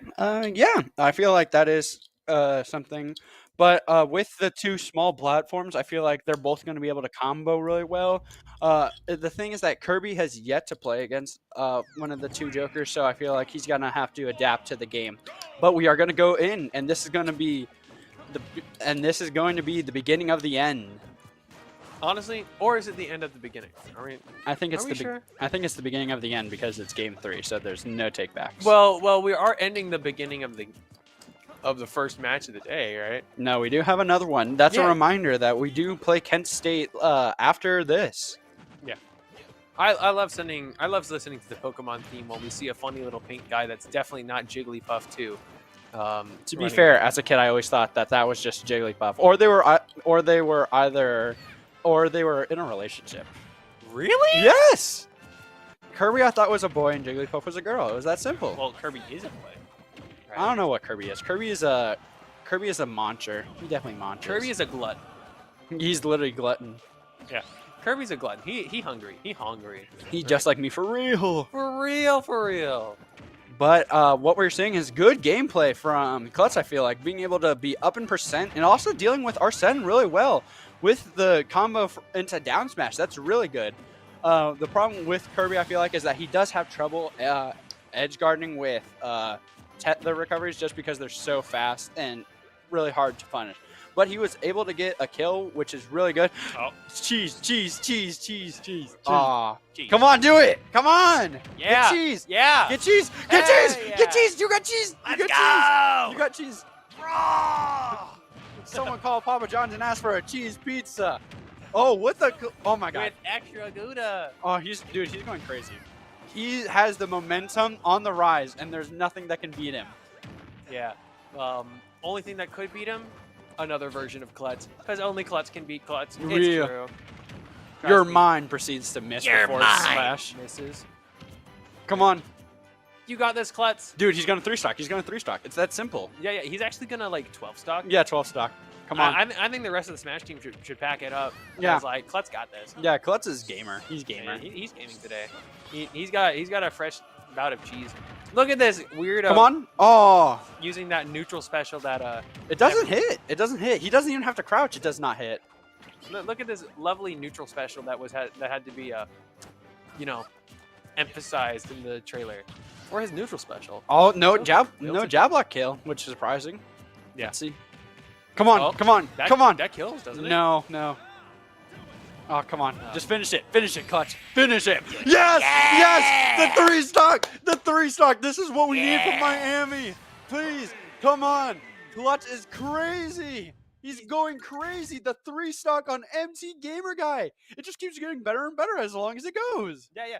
Honestly, if we see 2 more stocks come out of Klutz, even 3, maybe even Just 9? the rest of the team. Right. Just the rest of the team. Yeah, Klutz got this. He wins those. Dude, this has been amazing watching Klutz, honestly. It's been definitely a highlight, I feel like, of all my casting. Yeah, yeah.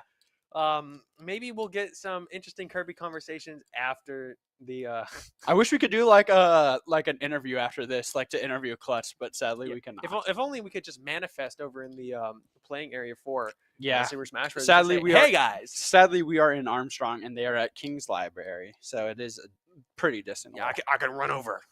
Yeah, he's just gonna run over and talk to Klutz. Like, Klutz, thank you for clutching. I'm your biggest fan, Klutz. Yes. Yeah. But definitely, this is an amazing start. This is, like I said, there's nothing that can keep us down. I feel like just how we've taken from our game 1, losing to Northern Illinois, to all the way to coming back to taking 3 stocks, just being able to keep this momentum up, and we got to keep that momentum for Kent State. But we're just building up, and this is what Miami is. Yeah.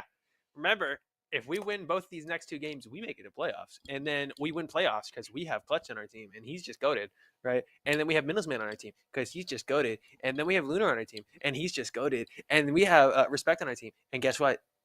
He's just goated. And then we have Jam. We love Jam. We love Jam. You want to know why? I don't know why. Because he's goated. Oh. All of my... Yeah, you know, right? Crazy. Oh, I didn't know that. I didn't know it either, right? Huh. What a concept. Maybe the entirety of Miami is just built different, and that's why we're winning right here, right now. We are simply built different. It's crazy, honestly. Watching, ever since joining Smash Club, watching all of these players, all of them improve over time, all of them being able to adapt to situations. That's how I feel like we take games. We don't take games because we're better at our characters or we play better characters. We win because we adapt, I feel like. That's because we are better. We are. I am better. Are better. I am better. Yeah. But yeah, with this, I feel like Miami is in a really good place right now. There's no character that they could throw out. There's no change that they could do that could ruin our chances of going to Mace. Yeah. Miami, just a bunch of hype moments in Aura, and those hype moments in Aura carry our season premiere straight into victory, as we'll see Mr. Klutz going against the Sora from last game. Yeah, we did. We are a little late to the game. We were hyping up Miami too much, but now we get to watch the hype happen. Yeah. especially with Klutz immediately getting a solid amount of percentage after what seems to be taking a pretty poor trade. But he just wins the middle to late thing anyway because he's just that guy. Yeah, he's just crazy. He's clutched in. You could say Klutz is clutching. He's clutching. Klutz. Klutz is clutching. But yeah, with Klutz already in a great position, I feel like he's already done a lot for this team. If he's able to take another stock or anything else, that's already more than that he came here for. Yeah. At this point, everything's just extra value, making it just that much more difficult for NIU to get much of anything done, right? We will be seeing a little bit of sortie abuse happening right now with such a ever so slightly disjointed hitboxes due to the Keyblade and other sorts of anime sort. Did he just tech that and get and freeze anyway? Yeah, it's a multi-hit, but DLC privilege is definitely being shown here, I feel like. We have the OG Kirby just doing his best, and then we got DLC here that didn't work for anything and just got it because he was paid for. But Klutz taking another stock. This is already, I don't know how many times I got to keep saying this, but this is amazing work from Klutz, I feel like. I paid $5 for my character. I should win automatically. Well, they're gonna try to make it that you win automatically with these amazing just free stuff and everything. Yeah, we'll be seeing Sora swap over to a funny fire spell, which honestly I've been seeing him swap off so often, so it's interesting to see how he wants to start off with it this round. It always goes in an order. It goes Fire Aga, then it goes Thundaga, then it goes to Freeze Aga. So he can't really pick what the spells, but he's definitely been cycling for what's better situation. He's definitely been using Thunder when Klutz is off stage to try to get him. That kill, that's crazy. Klutz taking 5 stocks again. Dude, he's amazing. Maybe he gets the 6th. Like, unironically, dude, he's gonna get the 6th. What are you talking about? Yeah. Like we are so like honestly, if he doesn't get 6th, we do enough psychic damage to the enemy team that they just like collapse, right? Yeah, that's just how it works, right? And because we only got 5, right, the amount of psychic damage going into Northern Illinois is just enough to where we could send out any player and they would have an aneurysm on the spot, right? All of the rest of their players, right? All of them at the same time. Yeah, definitely. Klutz definitely was able to do a lot there. Taking overall, just against Northern Illinois, he took 10 stocks in total. So that was an amazing job from Klutz. Definitely deserves the pat on the back for what he was able to do. Didn't he get a couple stocks in the first game too? Oh, yeah, he did. So in total, he took 12 stocks? Like 12. 12 stocks. So he would have taken out an entire team already. Man, that was so long ago. It was so like last 30 minutes. I don't know. Right, dude, it feels like I've been here forever, honestly. But honestly, it's been worth it watching all of these games. We've never left these chairs. Yeah, we will be sending in Mindelsman coming in for this next game.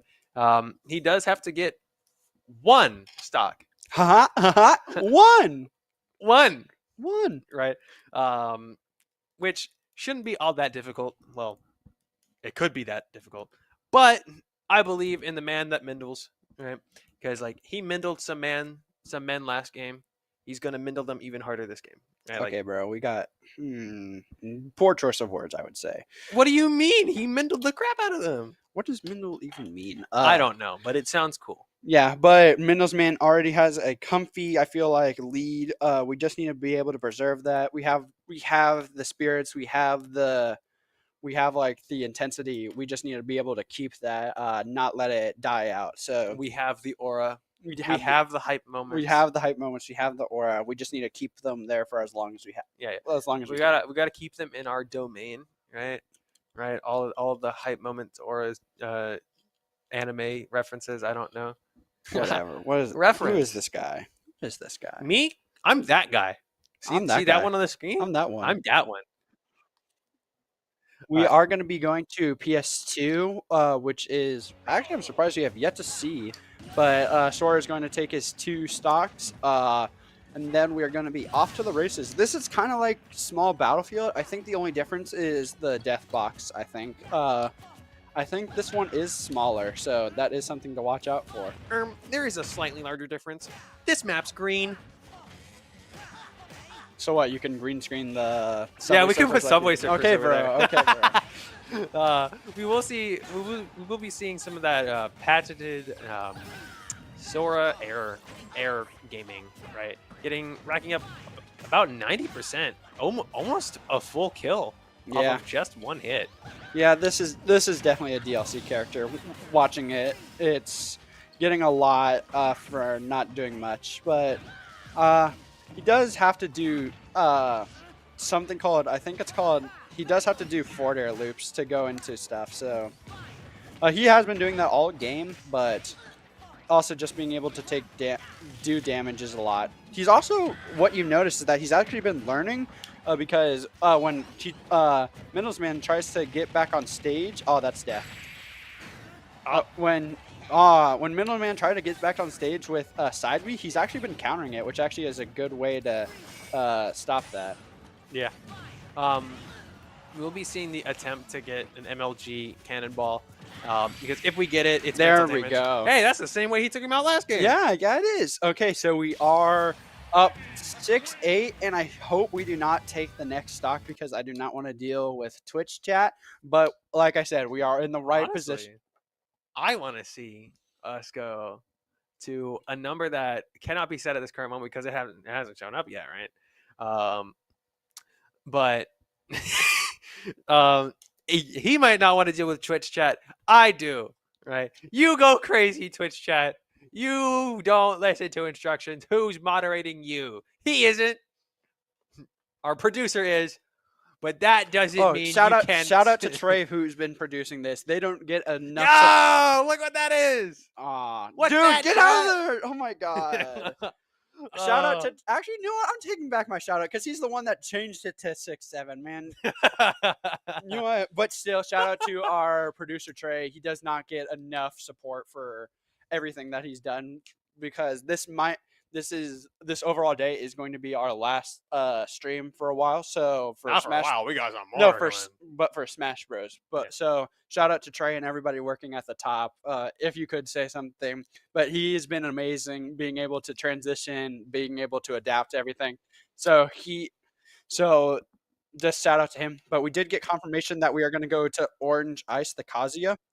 So we do have to watch out for how he plays, but with them being down by 2 stocks, I don't know how this is going to go, but we are up by 2 stocks, so that is something to keep out for. Yeah. Oh wow. What a fireball. We're not a fireball, a laser. Get him, Mindelsman. Mindle him. Oh, the Koopa didn't come back. It's okay. Oh, he whiffed it. Is he? Yes, he's still whiffing it. Don't worry. I feel Middlesman can come back from this. He is at low shield, but oh, there we go. There's a combo right there. Oh my. It's already starting. But honestly, both of these are touch of death. It's just... Isn't it crazy how... Actually, I just realized their entire team is DLC. Besides the one Falco, they have Joker, Sora, Kazuya, and Pythra. So you're that just shows how much their team is built off of the DLC mechanic. You're telling me they spent $20 and got a competitive team? That's crazy. There we go. Now we are up by 3 stocks. You will not get your 6-7. Well, actually... it's impossible. Well, it could be possible if the thing didn't update fast enough. Okay, whatever. It could have been possible. Whatever. We could have had 6-7. Oh, we love invincibility. We just watched Kazuya being able to dodge the entire side B. But Middlesman being able to keep the pressure on Kazuya, not letting him breathe at all. Yeah. Honestly, I think we're in Northern Illinois' head just a little bit, especially with how much their gameplay has deteriorated a little bit between these last few games. If you compare them, compare how they played the first game to how they're playing now, there's a noticeable difference. My lord, Iggy, why are you still here? You're at 170 getting hit by literally everything. Come on, is that Kazuya is a big boy. He is a little chunky. The fact I'm still shocked that Bowser Jr. is still alive. That's almost death. It's actually Iggy, guys. This is a completely different card. MLG! Oh! Oh, wait. Oh, there's another one. No MLG. Imagine not getting hit by the cannonball. Could not be me because I am not playing right now. Oh, wow, that almost... If he was at any lower percent, he could have gotten a kill off of that, right? Yeah, he is at too high of a percent, so he can't really combo into anything. And only the real thing he could do with it, I feel like, is side tilt. Whoa! Whoa, hyper speed. Oh, he did lose his DLC mechanic. His rage. Yeah. Oh, this could be death. No, he has an extra jump with side B. Nah, it's just Kazuya getting a hit, right? You're like, Death. oh, There we go. we there just we go. ran over Kazuya Mishima Driving with the in my car. car right after. That's a reference. We aren't condoning drunk driving, everyone. Yes, Don't please drink and drive. please get back safe. Please get back safely. Please have your designated driver on scene. Yep. But this is we are doing really well with Northern Illinois is only on 4. MLG, and we still have 2 characters left. This is Super Smash Bros. We drink and drive every night. No. No, in Super Smash Bros. Oh, In-game, in Super in-game, Smash in-game, Bros. Yes. in-game. It's cool in Super Smash Bros. Once again, don't drink and drive, kids. Yes, we do not want to get sued. Por favor. Yeah, please. Anyway. Oh, that's Death. death. Aw. Ah. It is okay though. It is 6'4", my height. So we are I still. wish. I wish that was my height, dude. I'm a solid like 3'2" personally. 3'2". Yeah. Yeah. It's really hard to see, but this is only. I'm him. in a That's all. booster seat. That's him. That's just him. He has a really big torso, but he just has really small legs. This is a inflatable suit, right? You know those inflatable. Oh muscles yeah. This is what these are. These are my actual hands. They're a bit large on my body, a little bit like they're like my entire head's length, which is kind of weird. It but that's like we'll fix it in post. Yeah, definitely. They have to do a lot of editing to make sure yeah. that they don't show your true height. Yeah. They can't let they cannot let the leprechauns find me. I may or may not have gotten their pot of gold. Ooh. I'm in danger. I don't think you can be here, man. I think you just told them where you are exactly. Darn it! Oh! Okay, so if we do not see Alex anywhere, you know who did it. It's the leprechauns. Luckily, it is not close to St. Patrick's Day, so that is really good. I will be out of here by that time. I will Okay. be going over my own rainbow Yes. and finding my own pot of gold. With Orange Ice only at 1 stock, I feel like we're going to see what happened. I feel like we're probably just going to go the same route that we did last time, maybe seeing a Lunar. They do not have a Sora anymore, so that is something. Yeah, I feel like Lunar is probably the best play because it worked last time, so why wouldn't it work this time? Yeah, and they've got like Pithra left. Yeah, they don't have Pithra left. Only Pithra and Kazuya, which honestly, those aren't the best into Steve, even though like Pithra can kind of handle blocks decently well enough. But I mean, a block is a block, and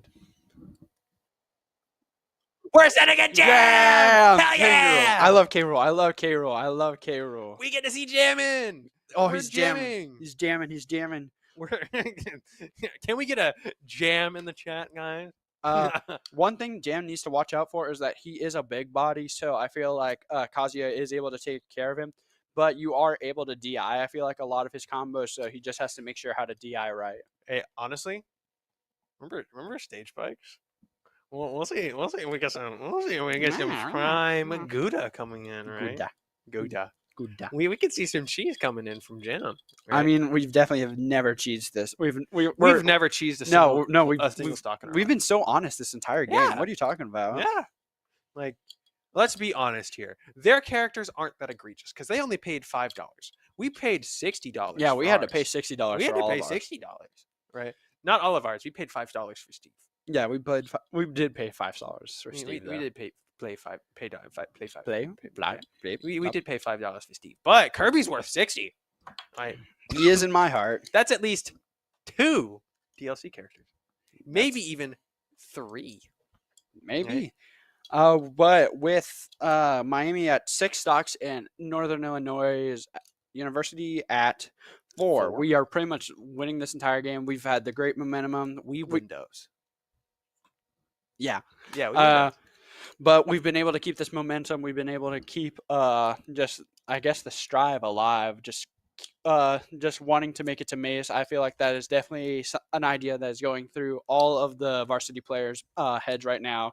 It's making them play at their best, at their peak, I feel like. Peak? Like the cinema we're watching right here, yeah? Definitely. It's definitely peak. Yeah. It's so peak. Yeah. This is so good. You'd never get any other game like this and any other stream like Northern Illinois. I bet they're not even streaming and Yeah. having as much fun as we are. Dude, Look I'm at having so us. much fun, dude. We're This we're is having so amazing. much fun here. We're spamming 6-7 in the chat. Never We're talking mind. about. Oh, Nope. we're not doing that. No, we're not I spamming thought 6-7. we're talking about Subway Surfers. Like we could have it in the background one day. We might figure it out. Who knows? One day. Maybe we'll test it out on the on like another one of the event streams, like the oh so beloved Overwatch stream that we had on that one weekend, where we pulled out some of the best transitions you've ever seen, like the 10-second long cube Ooh, I love the or cube. the 10-second long barn door transition. We or love our the- transitions here at Miami. Yeah. We're a very supportive campus for the 10-second long animations from PowerPoint. Right? Yeah, those are definitely my favorite animations of all times, the greatest. We are going to get into games soon, though. I feel like there's no way Miami could mess this up. I feel like we are in an amazing place right now, and I feel like we can pretty much already celebrate. Yeah, I do believe we're going to Battlefield, or like one of the either him or either Battlefield or Small Battlefield, one of those guys, right? Yeah! Bye! We got a Cuban, guys. Yeah! Guys, welcome to my PowerPoint presentation. Did you guys like it? Yeah, we got the techno music going. We have a tutorial happening. Oh, he's practicing his ground sliding. Yeah. Okay, with the taunts, off we go. Ooh, we saw Kazuya go for a cheeky little laser on our funny little crocodile, man. We love our crocodile. We love our crocodilians. Oh. Oh no. Did that just kill? Yeah, touch of death. Excuse me? He is a big crocodile. That is a problem, I feel like. And he has a counter. That was 40%. Yes, this is the strongest counter in the game damage-wise. What is it, like 2.6 times? Something around that. Oh. Oh no. Oh, dodge. Oh, let's go. We got this. We got this. Yeah, we're already crazy, dude. We're crazy. That touch of death meant nothing. We gave that to them pretty much. Yeah, we let them have that. You can have a touch of death as a treat. You could have a little toy. Oh, Don't worry. High percent. that did so much shield damage. It does. Kazuya does a lot. Oh. Oh, come on. Jam, just who finish would it win? off. Who would win? Our beloved Electric Wind Crocodile Fist or the Electric Wind God Fist? I think the Electric Wind Crocodile Come on. Fist wins Finish every this off, Jam. Show him no mercy. Show him no mercy. The enemy deserves no mercy. Come on. I think Kazi is trying to reflect the crown back. I wish I could tell them. Oh. He didn't mash for his life, though. Something He was panicking. I did figure out is that they keep going for, looks like up B. Come on, get into the suck. Get into it. Oh, no more drive. No more rage drive. That is good. Come on. So much knockback off. Stop this hitting crown. yourself. Stop hitting yourself. Stop hitting yourself by the crown. Whoa. Look at him. Punching you in the nose. Oh. I thought bro was going to end it. Oh, no. Oh. Oh, jeez. Whatever. Fine. No. Whoa. Fun. Whoa. That's a lot of damage off reflecting the crown. Oh, that's death. Yeah! There we go. We did lose 2 stocks, but we are still up. All they have left is Pithra, so we do know how to adapt to that. I feel like we're still in a really good situation right now. Yeah.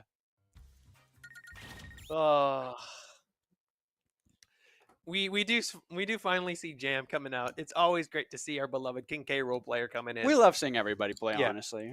It's always more fun to see everyone rather than our same 4 guys, right? Yeah, definitely. They only have 4 guys, so that's all they can. hope for. Imagine not having more than 4 people on the team. Imagine having a team so unpopular, so uncool and all, that they only have 4 people. You and couldn't we have, even- like You couldn't even 5. get enough people to make an entire burger franchise. Exactly. Like we have 5 guys. They have 4 guys. Like Numbers. is numbers, that people. really anything good? We will be seeing again Wisteria on Pyra and Mithra, or both at the same time. I don't know. When are we gonna get the green one in? I've heard them call it I guess though. Aegis? I guess. No, I like that's cool. Pithra. That's not I like cool. Pithra. That's not cool. Nobody cares about ages. We care about Pithra. Yee. Right. We are up with 1 1/3 stocks. Well, they have one character, so trying to end this fast. Trying to end this. I bet people want to go home. People want to get ready for next matches. So let's try to end this as fast as possible. Us personally, we'll never go home. We're here to watch this next game, that next stream, and we're gonna watch Miami win, and we're gonna watch them go to NACE finals, and then we're gonna NACE. watch them win NACE finals, and then they're gonna like be really cool, and then they're gonna win. Then they're gonna win everything because they're really really awesome. And then they're super awesome, man. Yeah, I love the super awesome. yeah. Anywho, back to serious caster mode. What do you think is gonna? How do you think this first game with Pither is gonna go down? Pyramithra does not have many projectiles. I feel like Mithra is very fast, so I feel like something to watch out for them is that K. Rool can zone if he really wants to, with both Crown and with Cannonball. So that is something for them that I feel like is going to be hard for them. Yeah. But again, King K. Rool is a big body, so Mithra will not have any trouble trying to combo him at all. Yeah, honestly, it could be pretty dangerous, especially with a map like Battlefield which we're going to, right? For Pyra, Mithra very easily being able to get the percentages high enough for Pyra to just come in, say bye bye, and take out the character like King K. Rool. But it could be just as easy for Jam to just say no, This Pyramithra keeps picking different colors. I've never seen that. maybe it's a different guy every time. Maybe. Maybe this is where their other fifth guy comes in, right? Man, what a great song to listen to. Let me at him. Let me at him. Right here. Let me at him. Right here. Let me at him. Right here. Right here. Let me out. Okay, this might be the last match of this game. Let's see if Jam can close it out, finishing Northern Illinois. Yeah. I'm expecting great things from Jam. He wins those. Oh my lord, that's such a wide neutral air from K. Rool. Oh, no, not the Crown. The Crown is King K. Rool's best friend, while also his biggest enemy, because it's not going to spawn on his head anytime soon. Unlike other characters where it just spawns for free. Yeah, like Uh-oh. Oh. did she just try to grab? Yep. That would have worked in Street Fighter 6, trust me. Good thing this is not Street Fighter 6. I mean, it looks kind of similar. Like I hear Ryu's in this game. Oh yeah, he is, and Ken. And Ken and Terry Bogard hit Street Fighter character, right? This is just Street Fighter 6, but with additional character pack. Yeah, this is only one additional character pack. It costs like $15, I think. Right? Maybe. Includes Nintendo characters. I have no idea how they got the rights to it, but like they even got Pikachu in this. Oh yeah, Pokken Tournament? You never heard of Pokken Tournament? Yeah, that's the game. That's the game Pikachu's from, right? Yeah. We are going to be sadly going into final game 3 stocks, so this is going to be for all. So this is actually pretty scary. We did start with a 2 stock lead, and now we are going to go to a game of all games. This is a make or break moment. And for our final player is going to be Palpa, the villager. Yeah. So this is very scary. I know people watching this is scary. I know from ours, Miami, it's scary.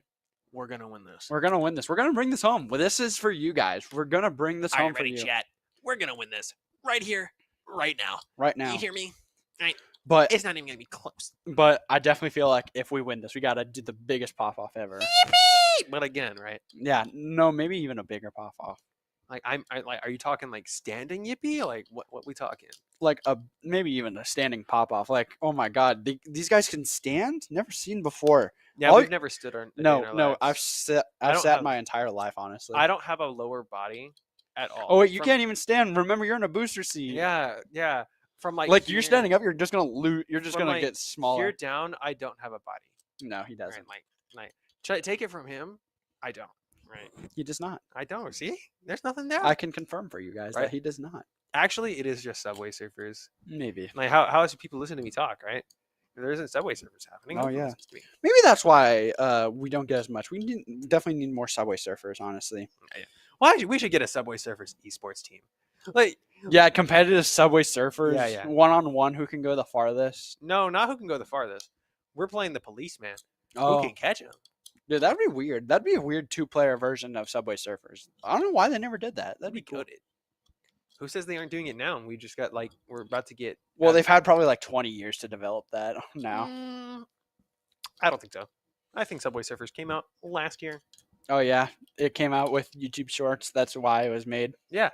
Like, why do you think Subway Surfers was made? If YouTube Shorts or TikToks weren't made, then like there wouldn't have been Subway Surfers. Nope, right? never Like, existed before. what else would you put there? Like, I hear Minecraft parkour was also made or for the YouTube ASMR like slime videos. Either that too. Yeah, and cooking.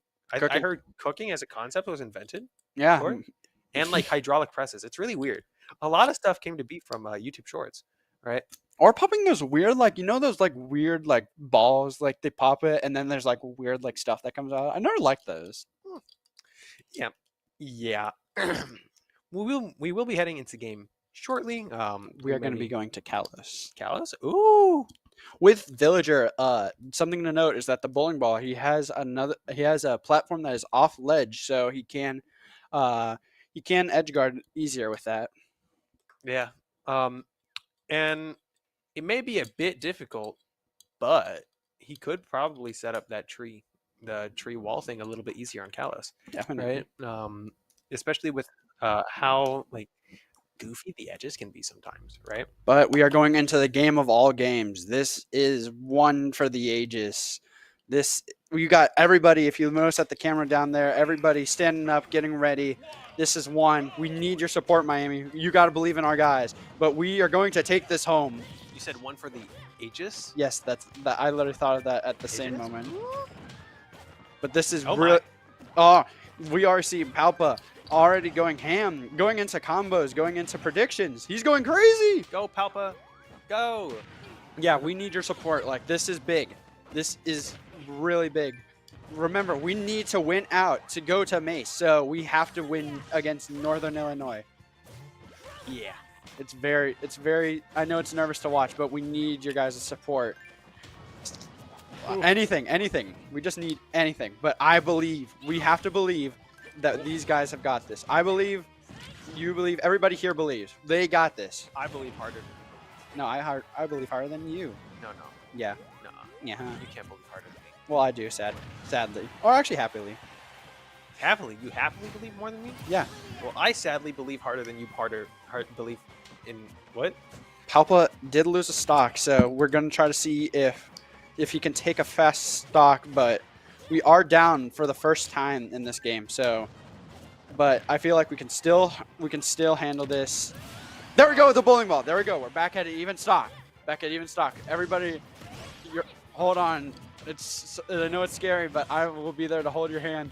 Come on, jab him. Oh, that is. They can also set up the tree thing, but luckily the tree did despawn. Yeah. Honestly, I see Pyra with fire, and I don't think the tree should be able to let that happen. Like, you're telling me the tree is not only blocking the person who placed it, but is also fighting fire? Like, that's not cool. That's so hard casting. I know this is my entire job. Why does that slow down Villager? He's not even there. Why does it slow him down? It's like Witch Time. She borrowed it from Bayonetta.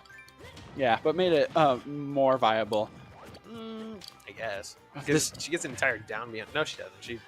She gets an entire character for a down B. What am I talking about? Oh my god. I'm sorry. My heart's like, I don't know if I can take it. This is very scary. Oh, the bowling ball almost coming in. Who's on edge? We're on edge. Mithra, why can't you tell? Don't you hear our conversations, our tenseness in our voice? Right? We will be seeing a lot of percentages starting to be racked up on Palpa, with just as much starting to be applied to Pyra and Mithra, right? It's a really close game where at any point it could just go or swing wildly in any player's favor, right? We hope it's for Miami because like we're not biased and we're really cool like that, but there really isn't much we can expect, right? Except Palpa winning because he's goated, right? I'm sorry, I'm not casting that much. I'm really nervous, but one thing I am noticing is that the pressure on Palpa is unbelievable. Yeah. Not being able to make it back to stage. Palpa on his last stock. We have to lock in. We got this, Miami. Cheer with me, chat. Send all the 6-7s you want. Because, like, for every 6-7 is one, like, extra percent for Palpa to win. Trust me. I've seen it. That's how we won last time. Right? Oh, out of shield option with Nair or jumping Nair. So close. Oh, let's go. Ooh. All of these projectiles are incredibly suffocating for Mithra to try and deal with very little options, right? And every hit sending her just flying so far. There we go. One stock. One stock. This is what matters, Miami. This is what matters. We got this. We got this. Come on, we got this. We got this. We believe in you, Palpa. I know you can't hear us, but we believe in you. You're an amazing Smash player, and we know how much you can do. Yeah. Yeah, what he said. Oh my God. Mithra's already starting to rack up some pretty high percentages already. 60% off of one hit. Making it incredibly difficult for Palpa to get back into the game with his slingshots, right? We hope to see that Palpa can catch up meaningfully, right? Ooh, unfortunately dashes into the Pyra side B, racking up just that extra percentage, making it oh so much closer than we would hope.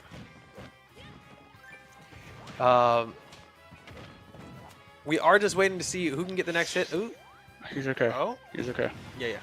Oof. He's okay. He's okay. Oh, what a snipe from Mithra. Oh, that's unfortunate. What a close game for Miami. One stock off. Unfortunately, unable to lock it down, going, making this game 1-2. It was a good opportunity, a good try from Miami. We'll see how they do next game. Maybe, just maybe, we can continue tying for third place, or at least, make third place. Who knows? We'll see what happens. We still have a chance. It's just a little bit lower than we'd like. Right. Overall, fun game. What do you think of it? It was definitely a fun game to watch. I know, sadly, that we did not be able to clutch up, but it was a fun game to watch overall. It's really hard to talk, honestly. Like, we definitely played our best, honestly. Like, there's nothing I could take away. It's just that sometimes, even though you believe with all that, sometimes it's just hard to come up with the win. The Northern Illinois definitely played really well. Both teams definitely played their best. It's just they came out on top. Yeah. We will be ending this stream a little bit here in a little bit, but do stay tuned. We will be heading to Kent State here in like an hour, maybe 30 minutes. All right. So I may not see you. He might see you. You're seeing me. So we'll see you guys soon in just a slightly different link. All right. See you guys. Bye. Bye.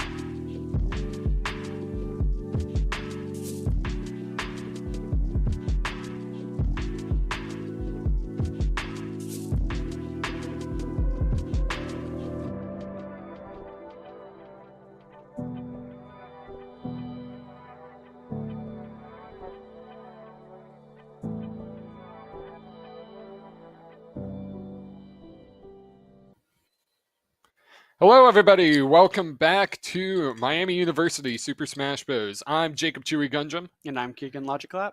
and yeah, rough game last time. I was watching it from the sidelines out in our little area that we have quite a nice TV out there for watching We it. do.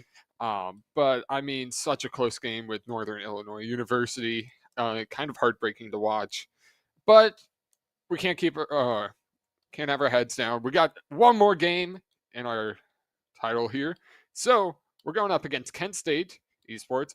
8-1, a very difficult team here. It looks like Miami has a pretty good record.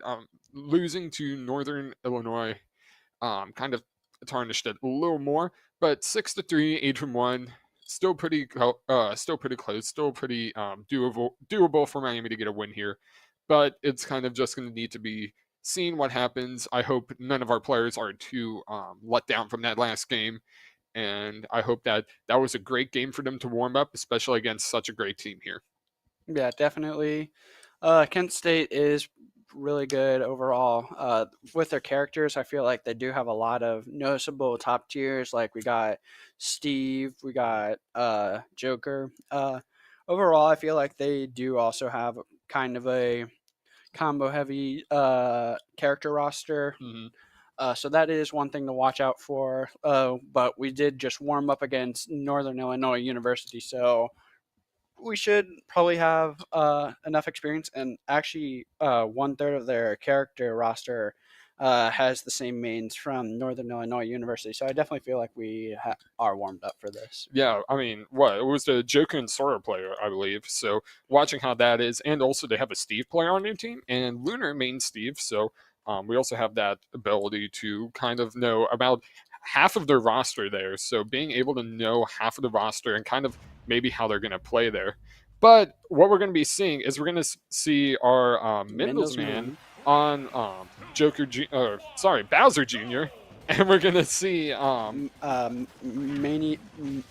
Munchie I think it's Maniac Munchie. or Manic Munchie. One of them. But overall, something to notice from this game is definitely I feel like we're going to see a lot of side Bs noticeable, but that's pretty already noticeable from Bowser Jr. We're going to see a lot of being. We're also going to see this is probably going to be a patient game. I feel like both characters are fine taking their times, but it's who can take advantage of situations more. Mm-hmm. And just watching how Mendelsman is playing this out, was playing pretty aggressive at the start, and now that they've slowed down a little bit, kind of watching what Joker's going to do. The Joker player has been able to tie it up very quickly. Mendelsman is able to do a lot of good work. Probably one of my favorite people to watch on Miami's team. Very scrappy, very incredibly great at kind of reading and watching what people are going to do. I was watching last game on how many reads they had, and definitely, is one of Miami's greatest players for reading there. But both of them playing kind of off the stage, kind of watching trading blows here. It's very close currently, and that's going to be a kill for Mendelsman. Miami taking first stock, first blood here. They're still at a very high percentage though, so it's very close.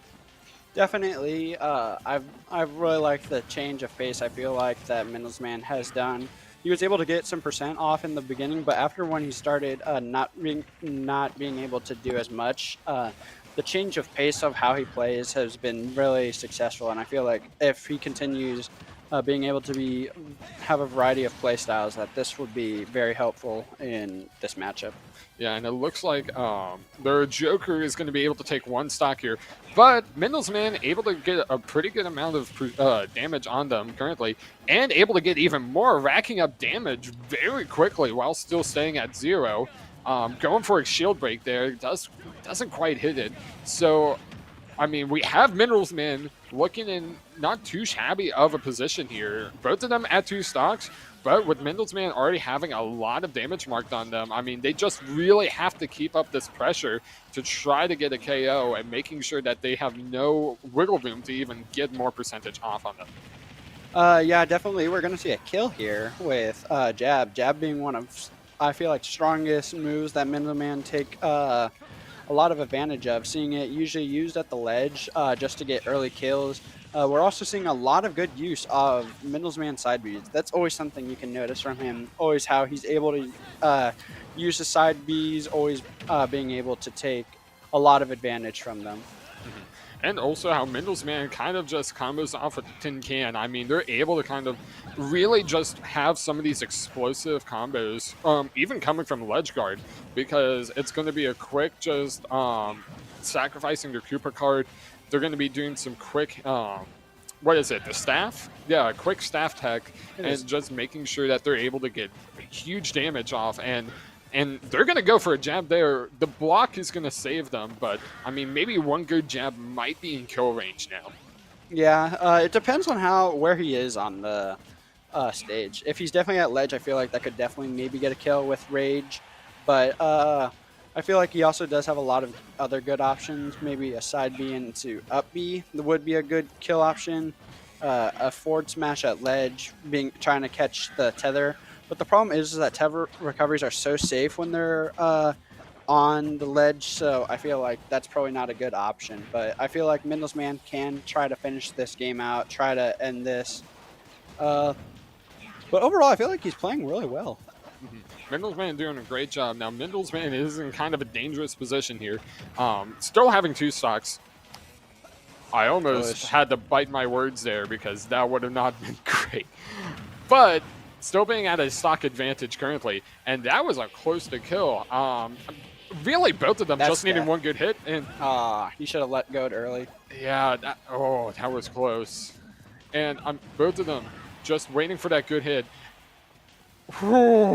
He's at 200. 200, yeah, 200 as Mavzu Jr. is not easy to say the least. That's definitely something that they're going to be sent off at like 150. It's not easy for most characters to be at 200, but I feel like I really wish he could have ended it early, but it is okay. I feel like he'll still be able to finish this. Honestly, at this point, anything can kill from both kits, I feel like.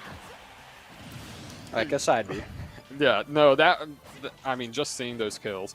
And now, we're going to be seeing how Mendelsman is going to be in, taking one stock there isn't the greatest thing that you want to see, especially them at being 150. We could have definitely taken a stock there, but they're still at 150, 250. Now they can play a little more risky and getting a 1 stock advantage there against Kent State.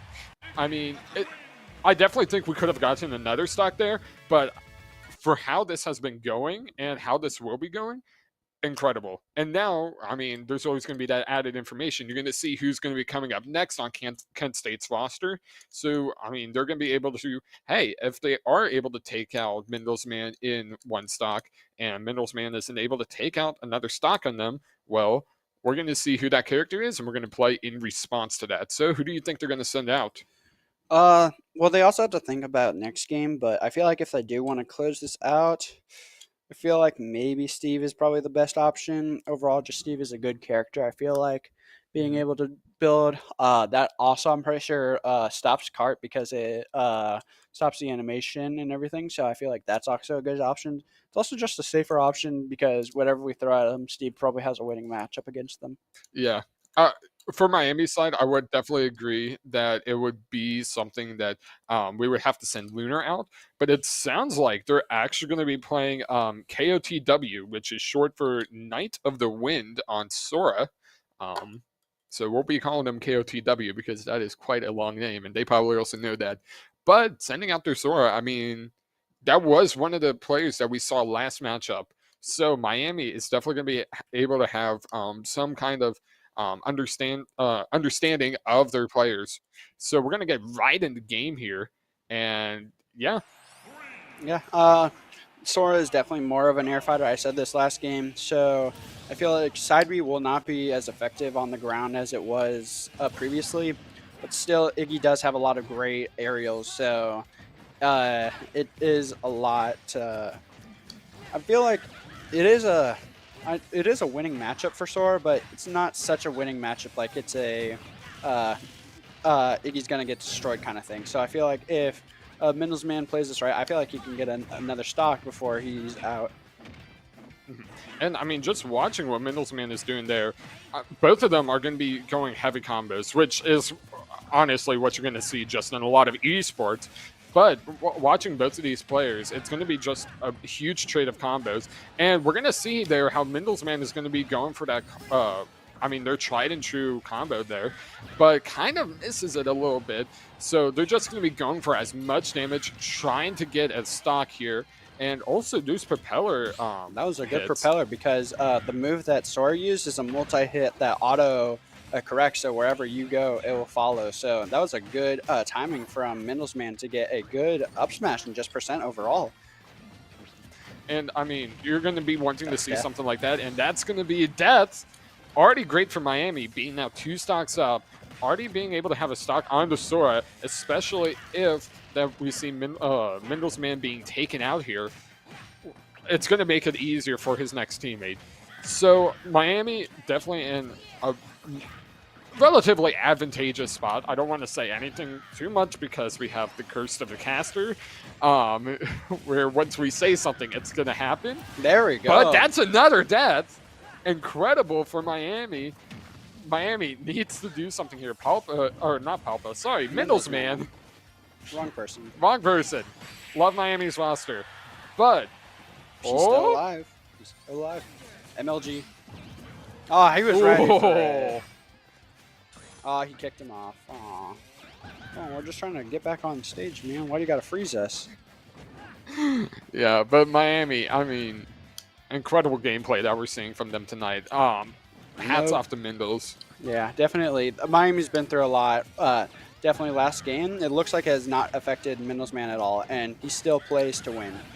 Yeah, if anything, I think Mindelsman is actually showing much more prowess tonight, showing much more tenacity, being just ready to do more of these amazing combos, amazing hits, and saying, I'm not going down without a fight. I want to stay in. And for this to be Miami's last matchup in NACE, I mean, they're going to make it count. They're going out with guns blazing, at least. Definitely. Wow, I feel like the last game definitely is a heartbreaker. Like you said, I feel like it has not stopped us from playing the best Smash that we can. So we might not get to Mace, but we're going to show why we deserve to be a Smash team and why we, where we are right now is, and we're going to show how we got there. And considering that this is also the first time for an NACE conference for having Super Smash Bros., by being able to say, hey, we're going to be in these top higher ranks, or we're going to be able to do this good work here against other teams, I mean, it's going to be incredible for them. Definitely. We did get confirmation that Respect is going in. I feel like that is a good option because Sonic doesn't really also have a lot of losing matchups, and even if they go Steve, Sonic is actually a winning matchup against Steve, so I feel like that's definitely a good play for the future. And again, we have one of our players is a Steve player, so I don't know if they're going to be sending out as much of their Steve player. I definitely think that is going to be something that they're going to want to send out, but that might be one of their final players to send out because of the fact that if Miami knows Steve players, well, they're probably going to know how this one works. And I mean, worst case scenario, they send out another Steve player. Now you're going to have an equal battle there. So Miami definitely has some great matchups against each other, but it's kind of just going to be wait to be seen what's going to happen because, like you said, Sonic doesn't have any really bad matchups against them, but also, I mean, Sora definitely has a very heavy, like you said, aerial presence, styles. definitely. So we're going to need to see how Respect is able to kind of control that with their Sonic usage. Yeah, you're definitely going to see Sora try not to stay on the ground as much compared to the air. So that is something that Respect does have to be able to counter, trying to be able to be pressure the ground while also the air. So abusing combos from side B into, I think, air spin attack. But yeah, he's going to have to be able to function both on the ground and in the air in this match. And we're going to be seeing, what, Final Destination? Yes, that's the word. Sorry. And This is a good match, I feel like, for Sonic. There's no platforms to run from, so this is a strange selection, I'd say, from the Sora. I definitely think that their Sora player is probably thinking that they're just going to be able to take hold of this, take advantage. But I definitely think that Respect is going to be able to do much better work than uh, Knight of the Wind. That's their name. But I mean, already seeing how they're going to be able to back up a lot more damage. But Respect, not out of the race yet, gets the spring on them. I mean, it's going to be huge for Respect to make sure that they can just keep damage up, making sure. I mean, Sonic's got to go fast, right? Kablamo. Kablamo. If only it killed, that would have made it a lot cooler. Yeah, no. Yeah, that's something you've been starting to do a lot more, is say Kablamo on kills, right? Well, that's specifically to Respect. He said, I think it was at the beginning of the season where he said that if he ever gets a kill with Force Smash, that you have to say Kablamo. I will try to keep that in mind. But, I mean, yeah, just going to be watching how many KOs they're going to be able to get. I mean, again, Miami just needs one stock here to have a 3-stock lead. So we're going to definitely need to see Respect doing some good work. And that is our great Thunder read, great Thunderstorm read on Sora, or on Respect from Sora. But both of them, very high percentages. And I mean, if we can see Respect getting one combo off here, that is going to be doing a huge amount of damage and could theoretically be a KO. Yeah, trying to finish off this game fast, it looks like, I feel like, from Respect. Trying to get a combo or a finisher.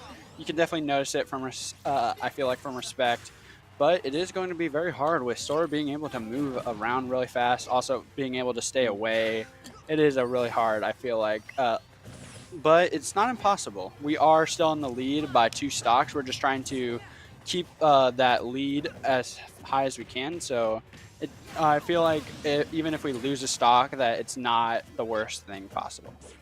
And I mean, we're definitely going to be able to see Respect, hopefully able to have a real quick comeback here, able to just take the stock incredibly fast. I mean, 156 really just needs to get any decent hit off here, and they're going to be able to take out this Sora player. Yeah, a 165, which is surprising because I'm pretty sure Sora is a light character, so that might be a kill, and that is good. We are up by 2 with Kent State at 6, and we are at 8. So we are so far trailing really well, honestly, I would say. Especially for a team that has such prowess. I think they are, I want to say, second ranked now in NACE. They're second. Yeah. Akron is first, and they're second, I'm pretty sure. Yeah, which Akron, I mean, just hats off to them on all esports. I mean, they have some really good esports teams just across the board. But Kent State now has the ability to send someone out here. I'm thinking it's probably going to be their Steve character, but I mean, you were also mentioning some of that. What are you thinking here? I definitely think Steve is probably the best play. None of their characters that they have really has a winning situation. You do not want to see Ike. Ike is way too slow. Mewtwo can't do much. Inkling is a good character, but not really a good winning matchup for Sonic. So I definitely feel like Waffles the Steve is probably the best option. Yeah, especially a lot of Miami's players are going to be a lot faster. I don't really see them pulling out the Ike as much here. Maybe if we see Jam on K. Rool come out, that's the only person I could see Ike maybe having a matchup against. But, I mean, Kirby, Sonic, we're going to be seeing a lot of them being very fast and being able to rack up damage. But it looks like we were right, seeing their Steve player coming out. And not even Steve, Zombie from Minecraft. So it's going to be definitely interesting. But again, Miami has a Steve player on the roster, so I definitely think Respect has probably played a lot against Lunar. So hopefully being able to know kind of what Steve combos are going to look like, maybe some of the block placement that's going to set up, and also how to kind of counteract a lot of Steve's plays. Definitely, having Lunar by your side during this is very important. He's such a good Steve player, so I bet Respect already has a lot of good information when they were deciding when sending Respect in. I feel like Lunar probably gave some good tips to counter Steve. Fun fact, I'm pretty sure that Respect keeps breaking the small block because I think he can actually spin below it, which I think that Waffles realized, so he decided to place a TNT so he could not spin past it. So that is actually some really smart thinking from Waffles, I would say. Yeah, and Waffles is just going to be looking out for that diamond. I mean, Sonic isn't able to get through these blocks as quickly as many other players are going to be. I believe, like, I think the fastest one I've seen has been Incineroar to go through the different blocks. But as long as they're able to kind of follow and wait for their Steve player, what they're going to see Waffles do is probably going to be best advantage for Respect. But that's going to be a minecart coming out there. He does have 2 diamonds. He has diamonds right now, and he has diamonds in his inventory. So he's probably going to keep mining until he just gets everything that he wants. Yeah, He's definitely playing the slow game. You can notice here. It is really hard commentating Steve versus Sonic, honestly. You got 2 top tiers that don't want to play the game. yeah. I mean, Sonic plays the game on their terms, and Steve also is just going to make the stage on their terms. And that's the other thing. Seeing just how Steve plays is almost, well, it's entirely different than any other character. The only character I could say that would be maybe a little similar would be Villager with the tree, but I mean, Villager's tree goes away over time a lot quicker than I would say these blocks do. So, I mean, just kind of following along and seeing, I mean, how Respect is going to read this. Again, Respect is at a stock deficit here.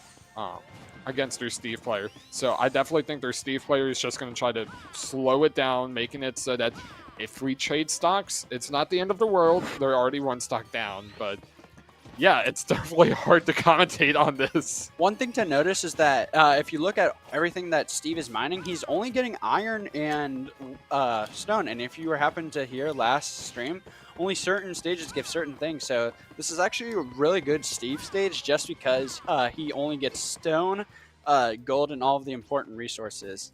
And we're kind of at a standstill kind of thing where I don't know what happens in time rules, honestly, if it goes to time. If Respect loses his stock or all of his stocks, I really hope to not that, because it definitely looks like he does not want to play this game. This is abysmal to watch. I'm going to be completely honest. I try to be positive, but Yeah, we are almost at 4 minutes lost. Like, he bought the game to not play the game. Yeah, if I'm not mistaken, I believe in the event of We got Middles Man in the back doing jumping jacks.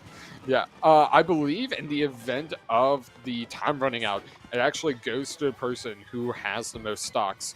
So we'd see 2 stocks being gone on Respect, which That's so boring, man. yeah, it's not fun to see, but it's definitely a strategy, especially in a scenario like this, where I mean, if Steve is able to just kind of block out, excuse my pun, but block out Sonic from Honestly, playing keep doing these puns, because this is we have nothing better to do. oh my god. Yeah, I mean, I really hope this isn't how they get all their wins. They just go by time. Every single guy, they just go by time. I definitely don't think this is going to be how they're going to be able to win. I definitely think it's only up against Sonic due to the fact that they're not going to be able to break off the blocks as much.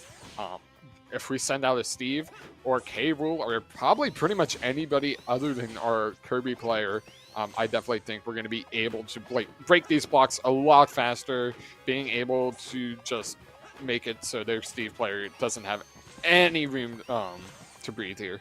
But yeah, they're just going to be mining and crafting this entire game. I'm going to take a nap, guys. Wake me up when this match is over. I think they've gone through 4 diamond pickaxes now, if I'm not mistaken. Oh my god. They've probably found like 10 diamonds. They could make an entire diamond armor full set, honestly. Yeah. This is... Why would you even play the game if you're going to play like this? I'm sorry. I know people find stuff fun, find different things fun, but this is abysmal. Like, we're already halfway done. This is like the longest match I've ever seen, and no one has even taken a stock yet. Yeah, there haven't been no stocks taken. And I mean, oh my gosh. Steve is just setting up minecart and then hiding immediately. I mean, great job for Respect being able to take some damage there. But I think Waffles was hearing our pleas and is definitely starting to play a lot more and actually we can't let this guy ever go back to Kalos, because he has the 2 strongest materials. And there he goes.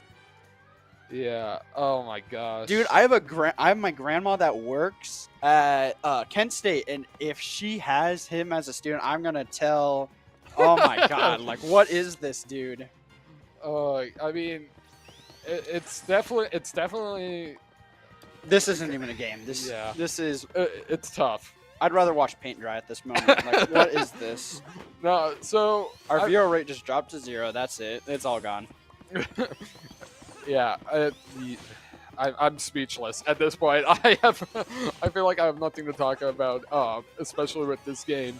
But for the people who are for the 3 people who are still watching who have this on in the background while they're either doing homework, making a sandwich, whatever you're doing in the background. I wish I was making a sandwich right now.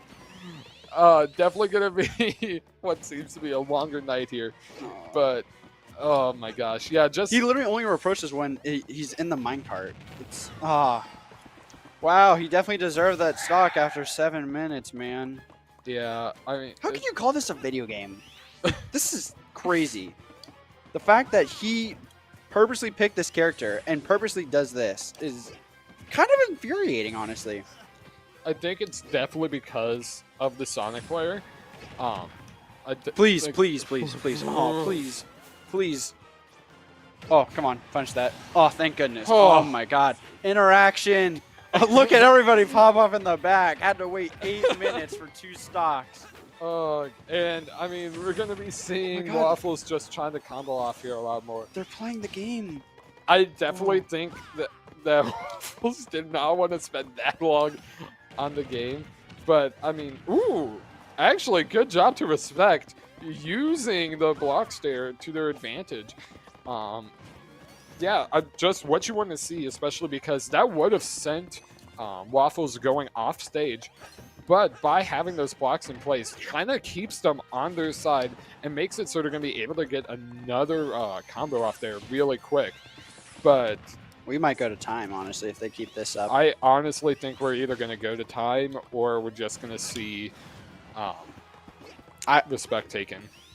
I don't. So if Respect takes another stock, is it based? It's based off of percent, I'm pretty sure, right? Yes, after stock, it's based off of percent, I believe. I could totally be wrong in all of these.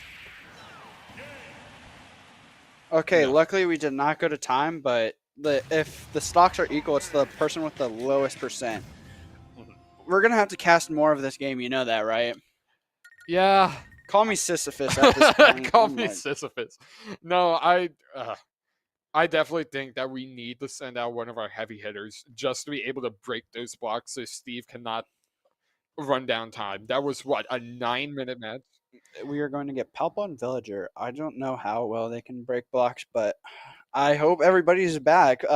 We finally finished the Steve Sonic matchup that everybody wanted to see. I'm glad that we don't have to do both. He still has 2 more stocks. He has 2 more stocks. I should have. Well, I'm glad that we might not have another match. Also, we do have a watch party down at Denison, and I'm pretty sure we Yeah. no longer have a watch party down at Denison after that one. yeah, I mean, we'll shout out Denison. Both of us are Denison residents, so we're gonna yeah. Hi guys. Hi. We're here. I'm glad that hopefully some of you guys are still watching. I- Maybe. Honestly, if you're not here or watching, I would not blame you. I would have probably left. Yeah, I would have lost it just. I a came lot here very to I quickly. came here to cast Smash Bros, not watching Paint Dry Simulator. Yeah, so it's gonna be. I'm laughing through the pain currently. It's I could have watched 8 YouTube shorts at that. at that rate. No, I definitely think that we lost. If anybody is watching it in Denison, I definitely think half of them opened up YouTube, Instagram. I wouldn't blame insert them. I wouldn't blame some them. type of. I wouldn't social blame them, media. honestly. But they do have 2 more stocks. So we do have Palpa. I don't remember how well Villager can break the blocks, but we cannot take him to Callus. Please don't take him to Callus because he's Mhm. just going to get all the strongest blocks and then wait us out. And I really would not like that. Hopefully we take him to somewhere like Smashville or Town City where it's mostly wood. So try not to give him the stone and iron that he wants. So no more no Hollow Bastion, no Kalos. So just none of that, please. Yeah, no, yeah, no, we can't give them anything off of that one, especially because that when we see Villager and Sonic, they they don't have the strongest base attacks. You're not going to be seeing like Donkey Kong, Captain Falcon, K. Rool, some of those big heavy hitters. Or Incineroar. I think Incineroar actually had some of the best block breaking that I've seen this season. But they're going to be able to break those blocks incredibly fast, no matter if it's stone, iron, whatever. But seeing Sonic struggling against that, Sonic is a quick player who has a lot of attacks there, but we're going to town and city, so we are not Thank going to goodness. be seeing as much iron and stone. It's probably going to be a lot more wood and dirt, which Oh wait, that's Miami weird. needs. Palpa doesn't really go this alt most of the time. Sorry with the shock or the confusion, but he never goes this alt. Yeah, That's weird. maybe trying something up, trying something new for this matchup. But I mean, I we're bet you he's getting gonna mine. Oh wow, there it is. it. But as you notice, he mostly got wood, no stone. So thank goodness for that. That is something good to see. Yeah, and I definitely think that they're just going to be trying to play it a little slower here to see if they can try to find some stone real quick, start upgrading their tools. I don't think they can actually find Or- stone in this. I think it's only wood. Yeah, but they're going to go straight to iron here. Still does not have the diamond, which is incredibly important right now. Definitely. But everybody here, if you're on the varsity, you've definitely had to play Lunar at least once, and you definitely have a lot of tips going into this.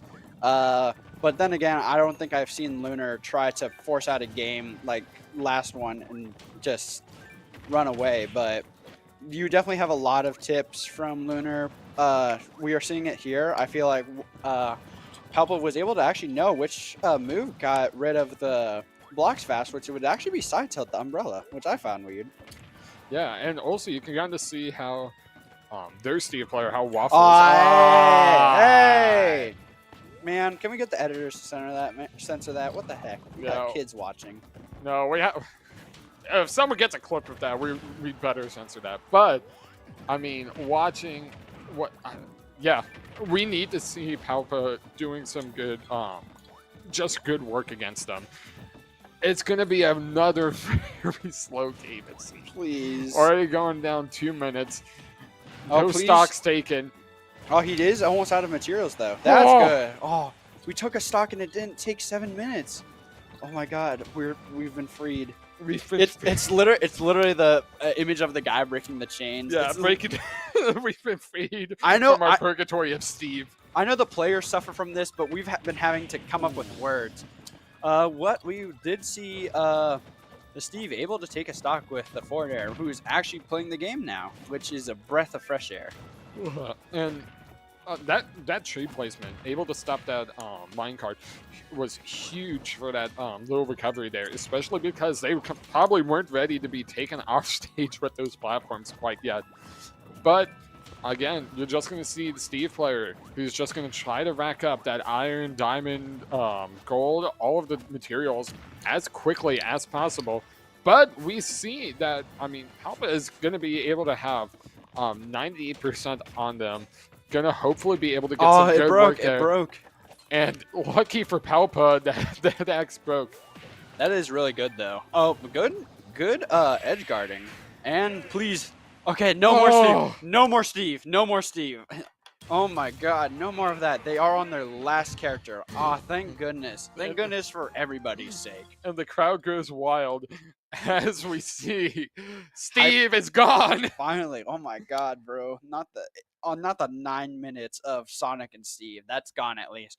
They do have one more person, and that's either going to be Rapid Bull, the Mewtwo, Book of Luke, the Ike, or Pasty JK, the Inkling. I don't know how they play. If they're gonna pick tier list wise, like who has the best matchups, I feel like Inkling's the best decision. But then again, with our characters, I don't really know the matchups that well. I know we do have an Inkling on our JV team, so I feel like if they go Inkling, we will still have a lot of practice against them. Yeah. So if they're going off their standards, I think they're gonna go Pasty JK. But if they know us, then I feel like they're probably going to go Mewtwo because it's a fast, nimble character. We do have a lot of trouble with that, like how we do with Greninja. And that's kind of the same thought I was having, that Inkling was going to be definitely on paper going to be one of those better players that we're going to see in the matchup. But I'm not holding it past Kent State to be sending out a Mewtwo of some sort. I don't think that this matchup against Miami is going to be seeing any Iking. But it is going to be the Mewtwo, which it's going to be something that we were kind of expecting. And also, it sounds like it might be the best player for Kent State's team. So, Miami is going to be kind of in a little bit of a scenario here. Wait. Wait, no. Wasn't it? He had... Oh, wait, no, he did only have one stock. Oh, yeah. Wait, did he? Wait. No, he had 2 stocks. Yeah. Wait. Yeah, restart. I was like, saying, he had 2 stocks. I think everybody was caught off guard there a little bit. A little technical difficulties. Mental misstep. Yeah, we're gonna get right back into that. Yeah, just get back into the game. It was just a little mess up. I was gonna say, didn't he have 2 stocks? Yeah. Man, probably just like he should have seen the board. Like, look, it shows it clearly. Yeah, it's 3-5. Okay, so apparently we have some fun information that Palpa's listening to Lightning McQueen edits. I mean, to be fair, if you got to get into the groove, I guess Lightning McQueen, he is speed. Speed. I am speed. That's such a crazy thing to listen to in a game where you're facing against their best player. Not gonna lie, that's it's kind of mood. I mean, I'm not holding them past anything. Whatever makes you feel, whatever puts you in the, the competitive mood kind of thing. Lightning McQueen edits honestly is an amazing way to do that. I just find that crazy that a villager player would be listening to that. Well, Mewtwo was able to take a fast stock. We're trying to see if Palpa can maybe take something off of Mewtwo, but the thing is that this is their best player, so it's something to watch out for. And, I mean, we saw last game with Steve. Waffles is Kent State's captain, definitely going to be one of their better players. It's probably close between these two, Waffles and their Mewtwo player, who are going to be some of the best players for Kent State. But Miami being able to kind of take control here and last game, being able to kind of follow up what's going to happen there. But that's going to be a quick 3-stock from their Mewtwo player, sending it back down to 3-stock, 1 player. Now, Miami does have the advantage that they know it's a Mewtwo, but I definitely think that they're going to have a choice to make. I'm thinking maybe Steve or Jam. I feel like it's just going to be best player against best player. So, in my opinion, everybody at Miami is a really good player, but I feel like Lunar definitely has more advantage and more just experience overall in these kind of matchups. So, I feel like he's the best person to send out now. We could send in Klutz or Jam. Those are also some really good players, but if I had to pick, I think it's going to be Lunar. But I'm going to be wrong, and it's going to be Klutz on Kirby. If you were watching last stream, he did really well against Northern Illinois. So I feel like if he played like how he did last game, he's definitely going to be able to clutch this up. Yeah, and I think one of the reasons that we didn't send Lunar out there was one of the reasons I was talking about why Miami had a little bit of an edge on their Steve player is since Lunar plays Steve, they have a Steve player. They'll probably know to roster those movesets relatively well. Seeing those different Steves, though, I can definitely say that Waffles with Kent State has a much slower tactic while playing it, whereas Lunar is more of a middle of the road on speed. They can have some very fast areas, but they can also take their time if they want. But sending out Klutz definitely seems like, I wouldn't say it's the greatest choice, but I understand where it's coming from, and I definitely think that Klutz is going to be able to do some good work here. Yeah, Klutz is all warmed up. He's ready to go. I feel like if anyone can do it, it could be Klutz. Yeah, and apparently we're going to go straight into game. We're already going to be... I'm glad I stopped talking there. but we're already going to be seeing a lot of percentages racked up here. Okay, I should have stopped talking there. We're This going to see a Mewtwo stock there. This Mewtwo moves really fast. Like watching him, he's able to charge Psychic Ball, what I think it's Shadow Ball actually, and get a lot from it. But he's just overall very fast, very nimble. And, I mean, we're going to be seeing a lot of plays here from Klutz, who is going to be trying to get as much damage off as soon as possible. But, ooh, I think they were trying to duck underneath that Mewtwo Blast, but I don't think they can, and that's already going to be another stock on Klutz. Ooh, how the turntables, going from a 3-5 lead with Miami to a 3-1 follow lead from Kent State, and already going to have a lot of damage racked up on Klutz. It's looking rough here. I think they sent the Steve out there to like get it to like take away. Honestly, I'm not even joking. This might be what they actually did. They used the Steve since we were warmed up from Northern Illinois to not let us practice or anything or get used to playing another player. So that might have honestly been what they were trying to do. That is copium because that was. I really hope they actually had some thought behind it, but this Mewtwo is a really good Mewtwo, very nimble and everything, but able to 3-stock Klutz. So that is going to take Kent State with 1 game.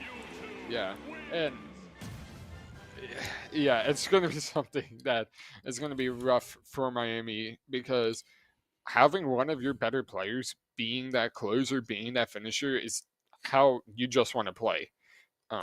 And it's going to always depend on which matchup it's going to go through. Maybe next matchup, we're going to be seeing their Steve player who's going to be the finisher. But by having one of your best players, either at the beginning or the end, is going to be huge for your team. And that's kind of how you're going to want to play, especially in the case for Miami where they have to kind of respond back with what they're going to play. Hopefully that you're going to be able to also be able to respond very well against that character. I definitely think that sending Klutz out it wasn't a bad decision, but I definitely think seeing Lunar might have been a little bit of a better decision there. I definitely agree with you, but that was all in the first game. We're definitely going to have to take a while to think about our decisions, how to apply ourselves to their characters, think of new game plans and everything. So, but in the meantime, we are going to be going to a break right now to get everything ready, though. So we will see you later.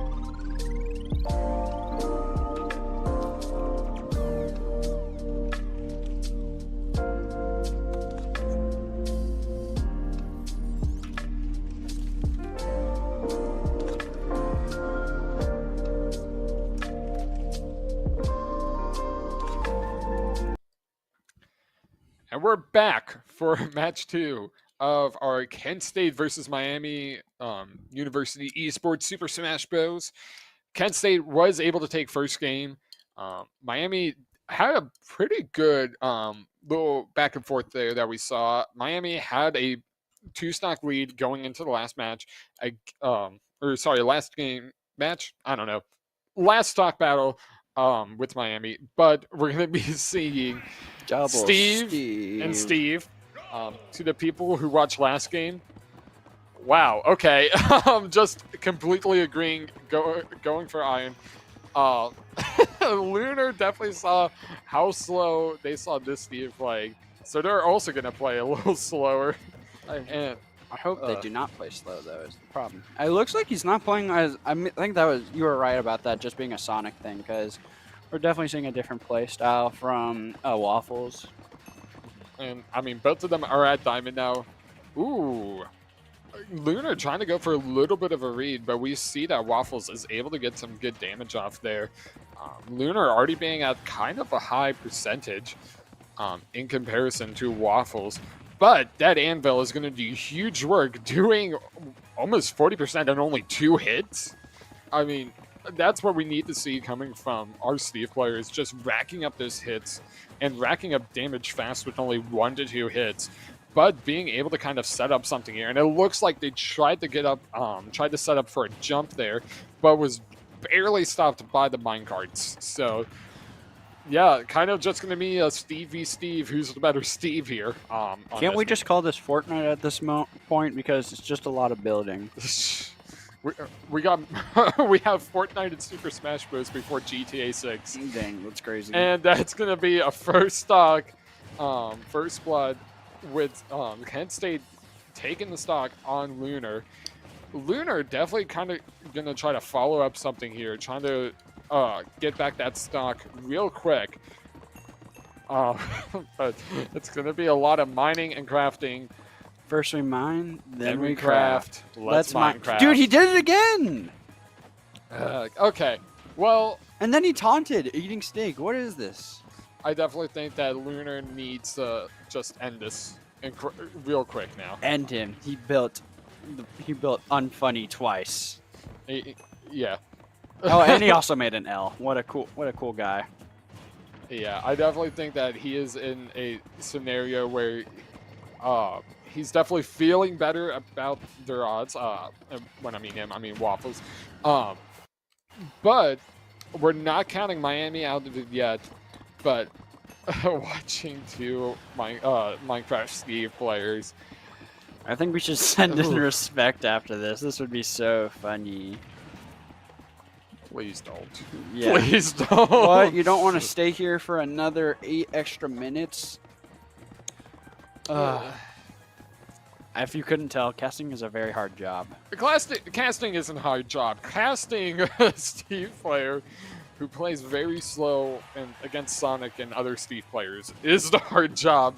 But, I mean, Miami just needs to kind of follow what's going to happen here. Hopefully be able to get something there. And it looks like doesn't able to get... It didn't block it is the problem, so that's why I'm so confused why it stopped vertical movement. It should have only stopped horizontal, I feel like. So, interesting there. Lunar finally taking the first stock. That is really good, I would say.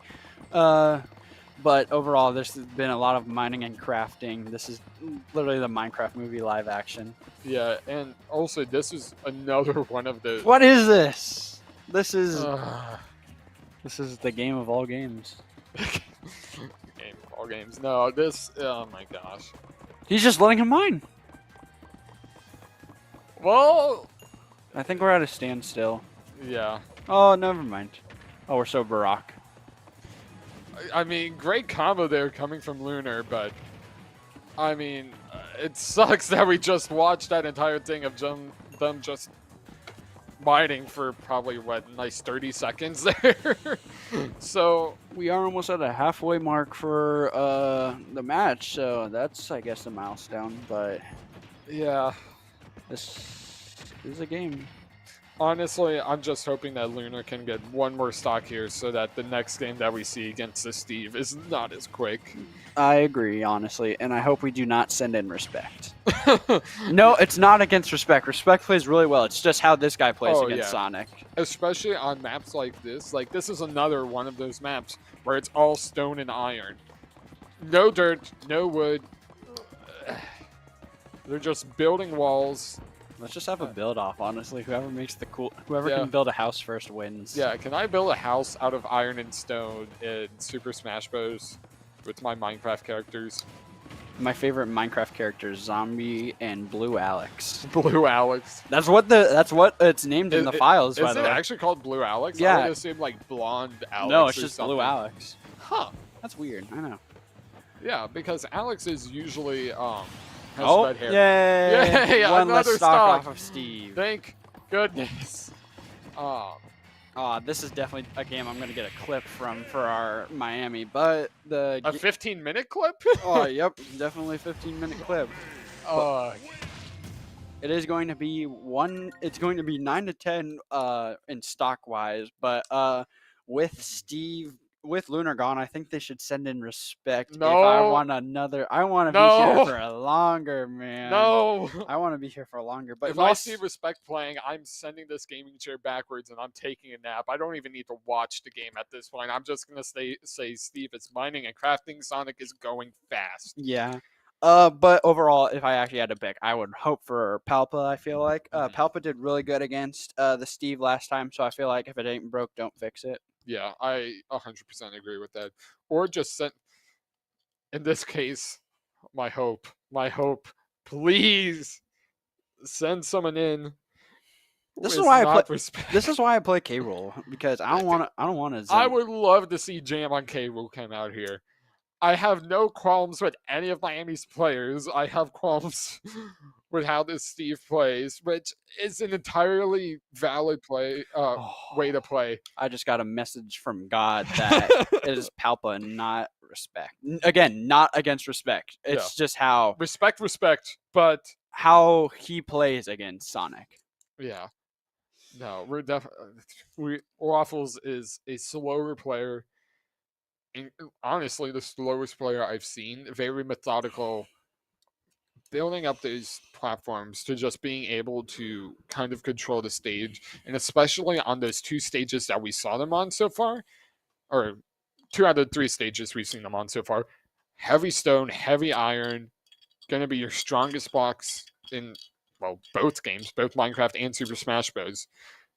So having that, you definitely need to have a player who can break through that really quickly.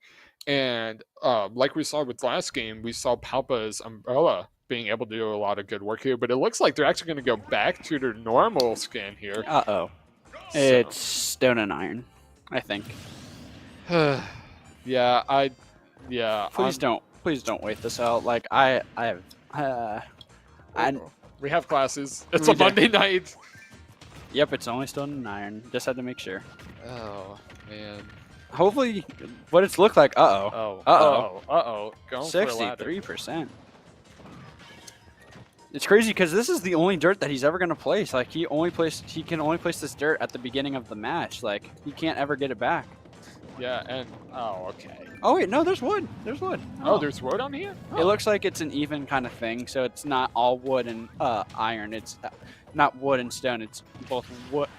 It's not one or the other. Yeah, and I was not expecting that on this type of map. This map definitely gives me more of the stone and iron type. But, I mean, we need to see Palpa get some more damage here. They're already at a very high damage percent. Oh, he's still alive. Oh, and he tried to block him off, but luckily Palpa was able to sneak under it. Yeah, and it looks like we saw Waffles there have a little bit of like a panic attack or going for the anvil, able to stop in there and right in time so that they were to ledge guard again. But that was definitely a quick thing they had to do, and that's a stock on Palpa. Ooh. And they're also going for another ladder there. I mean, just watching how this Steve plays, it is mostly same old, they're able to do combos here, but they just wait for you to come to them. They wait for you, or they'll kind of they'll try to capture you in the minecart, and yeah, it's rough. Yeah. Luckily, the Steve is at a decently high percent and is running out of materials, so I feel like we might see his stock being taken sooner than later. And there's the Oh, the sooner good than commentator later. curse. Yeah, What I want to happen happens. That's the good version. the minimal good versions of it. But oh my gosh, yeah, they're ready. No, they're going through this fast. They're about done. They're like, hey, we're still gonna put a good game in, but hurry this up, Yeah, please. please. Um, It so is 10 o'clock. Holy moly. so watching what was happening there, who do you think they're gonna send in? I know I ask this question a lot, but it's a good question, and also we kind of like to come up with our little Predictions. predictions. Well, Muta did do really good, but I think they keep him more as an anchor. Mhm. So I feel like we might see the Joker or Sora again. I feel like, or maybe we could even see a new one. But I feel like they might leave the Mewtwo for last. But it did do really well, so I wouldn't be surprised if they're also just going to try to close this out as fast as possible. Yeah, I definitely think that if we see anyone new, it would 100% be the Inkling. I don't think that the Inkling wouldn't, excuse me, do terrible here.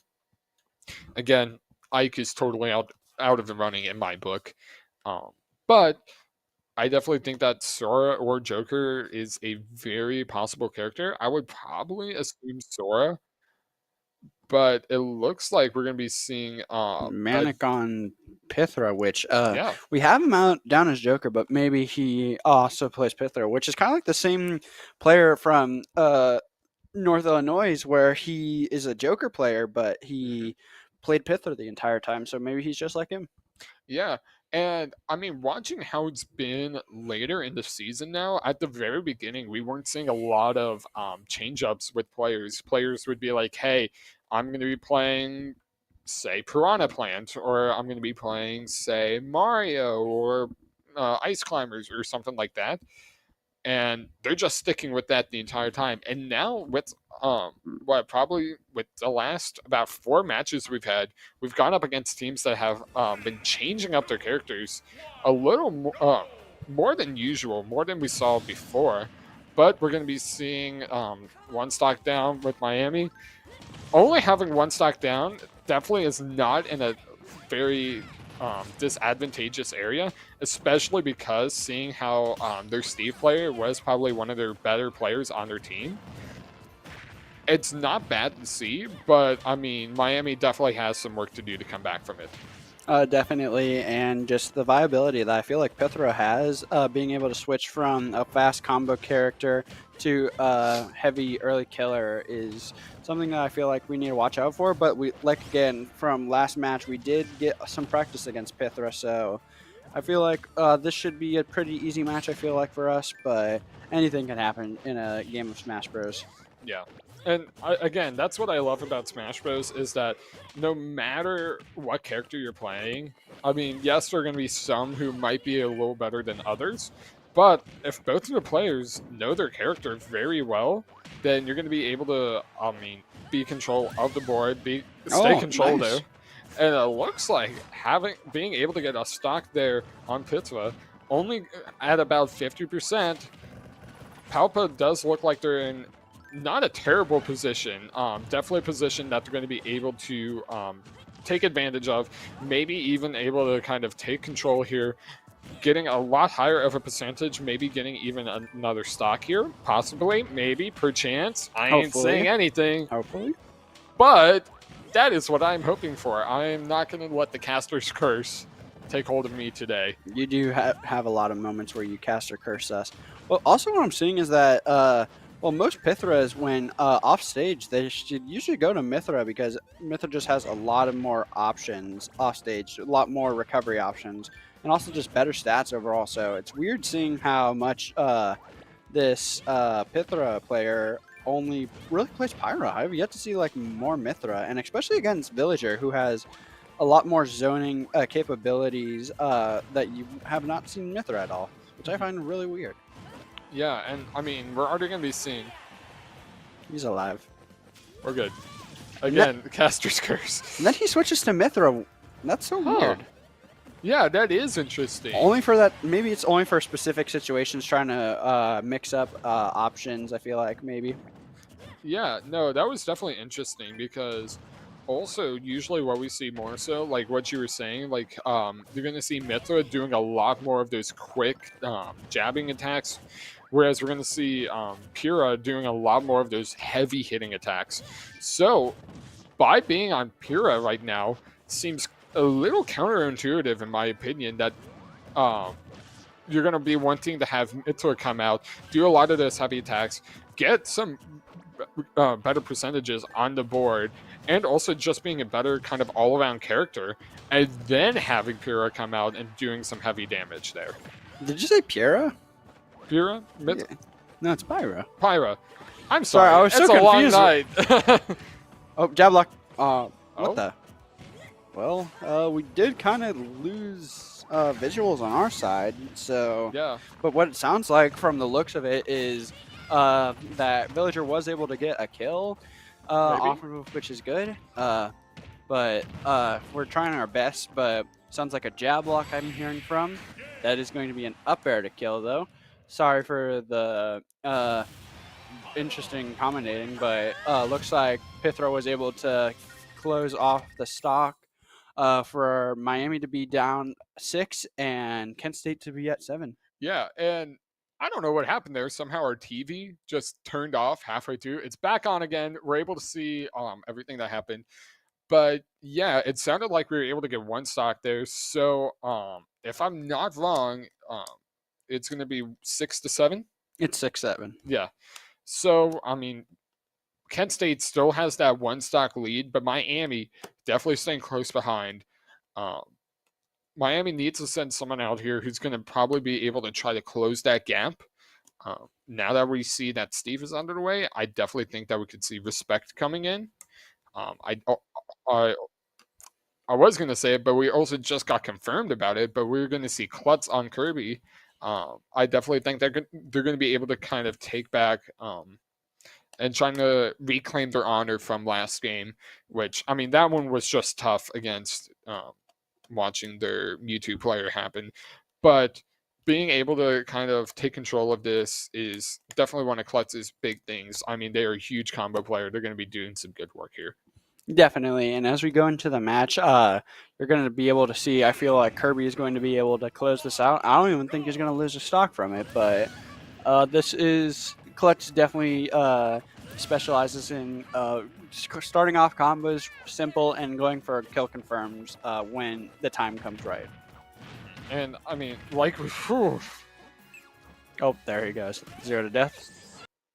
Crazy 0 to death. That was a really good 0 to death. Like I said, not going to take a stock. Yeah, an incredible difference from those Steve games. I was not ready for anything that fast. That was 20 seconds, but yeah, honestly, if they didn't have to take the stocks off, it probably could have been less than 10 seconds. Oh yeah, but watching how like Klutz was just able to take control real quick, and you're going to be seeing Klutz, especially being able to send those combos off. It's going to be really hard for almost any player to kind of come back from that. You can see some of them, but especially if he gets you underneath the map or anywhere off the map, especially as some of these sword fighting characters who might not have the greatest recoveries in comparison to Kirby's practical flying, it's going to be rough for them to get back up on stage. Yeah, that is something that Klutz did take good advantage of, just being able to take the stock early, just because while the Mithra can do a variety of ways of recovering, they only have one really good vertical recovery, so that was a really smart play, I feel like, from Klutz to just take the stock early and go even. Mm-hmm. I definitely think that I can see their Mewtwo player coming out here, try to end the game here quick. I could also see their Joker, their Joker player coming out here. Their Joker already played. Oh, right. Yeah, Manny played Pithra. Sorry, yeah, Joker may play Pithra. Yeah. Oh, wait. Who am I thinking of then? Knight of the Wind. Knight of the Winds. Sora. I was thinking of Sora coming out and playing. So, Yeah, but it is going to be their Sora player, Knight of the Winds. You who's can gonna definitely come see out. that their Mewtwo is more of an anchor, so he's definitely like a last resort situation. But Klutz starting off the match as fast as possible, trying to get as much damage as possible, all the way to a 69% from one combo. I mean, nice on Klutz's job, but already doing a heavy damage. And that's kind of what you're going to want to see from these Sora players, because they're also able to do those huge combos, like what we just saw coming from Klutz. I mean, Sora's able to turn that around in just a couple of seconds, and being able to do that. Oh, Like, you don't really see that move often. It's actually not Yeah. a really good move, but that was a really good option from Klutz. I feel like doing the unexpected to just take a try to mix it up, and it almost actually got Sora killed for it. Yeah, and I mean, watching what we're going to be seeing Klutz do, those jams, just playing unexpected is going to actually be their greatest kind of ability here. And already getting another stock on Kent State, making Miami actually in the lead now, 5-6. We're going to be seeing Klutz add a little bit more of a percentage, but Aw, it's Keyblade Kirby. So apparently Kirby is not a Keyblade wielder, because when he actually uses Neutral Beat, it comes from magic. But meanwhile, Mario in Sora's reveal trailer is apparently a Keyblade wielder, which I found weird. yeah, that's interesting. And it's also kind of interesting watching that we're going to be seeing Klutz actually taking control of Sora's power.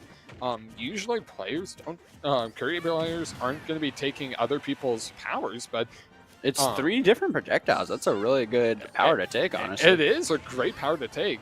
But this means that Klutz might actually have a little bit of experience playing Sora, because if I'm taking someone's power, I definitely want to be a person who I know how to play their character as. So, I mean, it's gonna be Nice. whew, it's gonna be really fun to see that now. They're also kind of changing it up now, being able to play almost 2 characters. That's one of Kirby's plus sides, is that if someone else is playing a character you can just absorb their power and play that character in an essence. Yeah, but you only get the neutral beat, and some characters just don't have really good neutral beats, I feel like. But I feel like just getting 3 projectiles off of one move is all really good for different situations. With Klutz at 2 stocks, though, and Sora at 1, Klutz been able to actually kind of clutch up, bringing back the, I guess, just... I don't know, what's the right word? Just the right momentum, I feel like. Yeah, That's the right momentum. Having Miami show signs of life, especially keeping it close, and I mean, just trying to get that little bit of a competitive edge there, and being able to just take control of this, making it now Miami at the greater advantage. And if they're able to get a stock here, making it so that now we're going to be seeing Kent State on the response, even though their response is probably going to be Mewtwo. Yeah, definitely. I feel like Mewtwo is probably their best answer. It did really well against us last time. So I feel like that is something to watch out for. Sora is at a really high percent, so I feel like a ledge trump from Kirby would be a good option, and it is. So we have Kent State at 3 stocks, and we have 5 stocks. The problem is that last time their Mewtwo was able to 3-stock 2 people. So I feel like we're probably going to see their Mewtwo. That's a definite. It's just going to see how we're able to adapt from last game to this one. Yeah, I mean, it's no doubt we're going to be seeing a Mewtwo. Now, we do see that we don't have Klutz, who's going to be our anchor for this one. We're going to be seeing a new anchor. Maybe it could be Respect. Respect could come out here, or it could be someone that we have not seen yet coming from Miami. I definitely think it would probably be Jam who would come out here, maybe against Mewtwo if we see them. But, I mean, Miami is definitely going to be able to have a quick response here. I definitely think that Klutz's goal is just going to be able to get 1 to 2 stocks in them. I don't think that they're going for a complete and total KO on their Mewtwo player. But yeah, we don't even have to get confirmed on that. We're going to see their Mewtwo player. We're going to be seeing them come out. So Klutz definitely has some work cut out for them. But I mean, watching them, Klutz was the last person who played against their Mewtwo, so being able to kind of hopefully going for a little bit of revenge is going to be huge for them. The thing is that Kirby is I feel like, really slow on the ground, and against Mewtwo, who's actually pretty fast, having teleport and everything, it's something to watch out for, I feel like. But we're already seeing Klutz kind of take control of this game, getting some great combos. Now, I mean, their Mewtwo is also getting some really good combos off here, but I mean, Klutz really just has to keep pressure on. Make sure that, especially when they're coming back in from off stage, they're going to be able to take control there. But we do see Klutz losing a stock to their Mewtwo. It's going to be rough for Klutz to be able to come back from this. I definitely think that they're still able to get at least one stock here. Nothing is completely out of the runnings for Klutz. You really need to stop with that comment. Yeah, I'll let you talk. Okay, well, yeah, I'll let you talk most of the time for this next one. Okay, so sadly we did see Klutz go not able to take a stock at all with his 2 stocks, so it is going to be a game. It's going to be 1v1 situation. If I had to pick someone, I feel like Respect is really good. Mewtwo is just an overall fast character, being able to move fast, teleport. So I feel like to counter fast, you have to play another fast character. So I feel like Sonic's the best option. I agree. I'm not going to say as much stuff. Again, the caster's curse. But we are going to be actually sending Mindle's Man.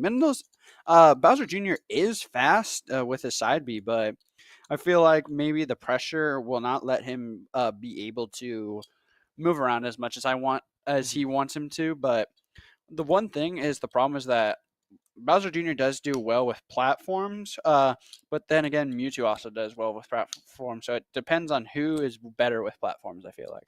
Mm-hmm. Or also coming into, depending on what, map we're going to be seeing. Both of them are pretty quick on the ground, I would say. I mean, you have Bowser Jr.'s cart that is able to kind of have that dash attack, but I mean, it's kind of just going to be a battle between 2 giants here. Seeing that Mindle's Man is, I mean, all of Miami's players are great. Mindle's Man is incredibly fun to watch too, but we are going to be going to Smashville, so definitely going to be one of those maps where we kind of need to watch out for. Yeah, Smashville has a lot of moving platforms, so we're definitely going to get both sides of the coin. One with a platform-infested field, and one with just no platform. So it's who can adjust better to their situations. But this is going to be 1v1, 3 stocks, so no other players, nothing else. So it's definitely a very nervous situation. And I mean, Miami really has to just give it their all here. They're sending them out.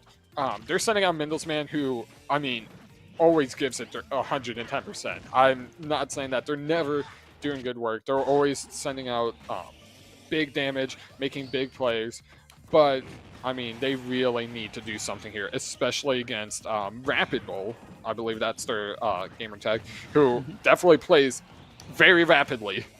Definitely. The name is definitely describes how he plays. But Mindle's Man looking like he's able to handle his own. Being able to keep up with the Mewtwo and just the speed of it. He does lose a stock, but I feel like he is in a good pace with this Mewtwo, who is able to do a lot against our entire team, it feels like. And I mean, also watching on the Mewtwo is able to kind of reflect a lot of the projectiles that we're seeing coming from Bowser Jr., either being the cannonball or their little toy that comes out there. It's definitely going to be something that they're going to need to watch out for. So we're going to probably want to be seeing more of those drills and more of the, not the cannonball, but... It's even stocks. Yeah. Mindle's Man is definitely holding his bunch. He's really, I can't stress this enough how good he is at, I feel like, Bowser Jr. Overall, just a good character. He utilizes his tools very well to his situations. But Mewtwo being able to rack out damage while Mindle's Man is struggling a little bit to try to take anything, it feels like. We are going to see Mindle's Man on his last stock, though. Yeah, Mindle's Man, I mean, incredible job also kind of reading what people are going to be doing. But setting up almost like 3 steps ahead. You saw how that toy was in perfect position to kind of set up a little bit of a space for them to kind of come back, so that you saw how that Mewtwo player had to either decide to ledge guard or take that damage, or not ledge guard, shield guard, or take that damage.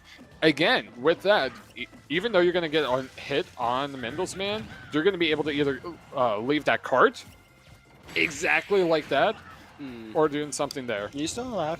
He's still alive. Let's see. It's very scary, but that is going to be death. So Kent State is going to take it with 2-0. So this is going to be the last game for Miami's season. We are going to be going into I'm pretty sure it's the ESC tournament. But overall, I feel like Miami did have a really good season. Had a really good season. There was a lot to learn. There was a lot to enjoy, I feel like, from it, though. There is always next year, or I think it's actually next season instead, but I'm really proud of this Miami team, I feel like. Yeah, and Miami team, I believe, ending in 5 seed, definitely not nothing to scoff at, especially with a lot of these teams who either we were incredibly close to Northern Illinois University being incredibly close to in that ending game. Kent State 9-1 had a very good roster, had a very good setup, but we were able to make it so those games got very close, both going down to one player to the last stocks. So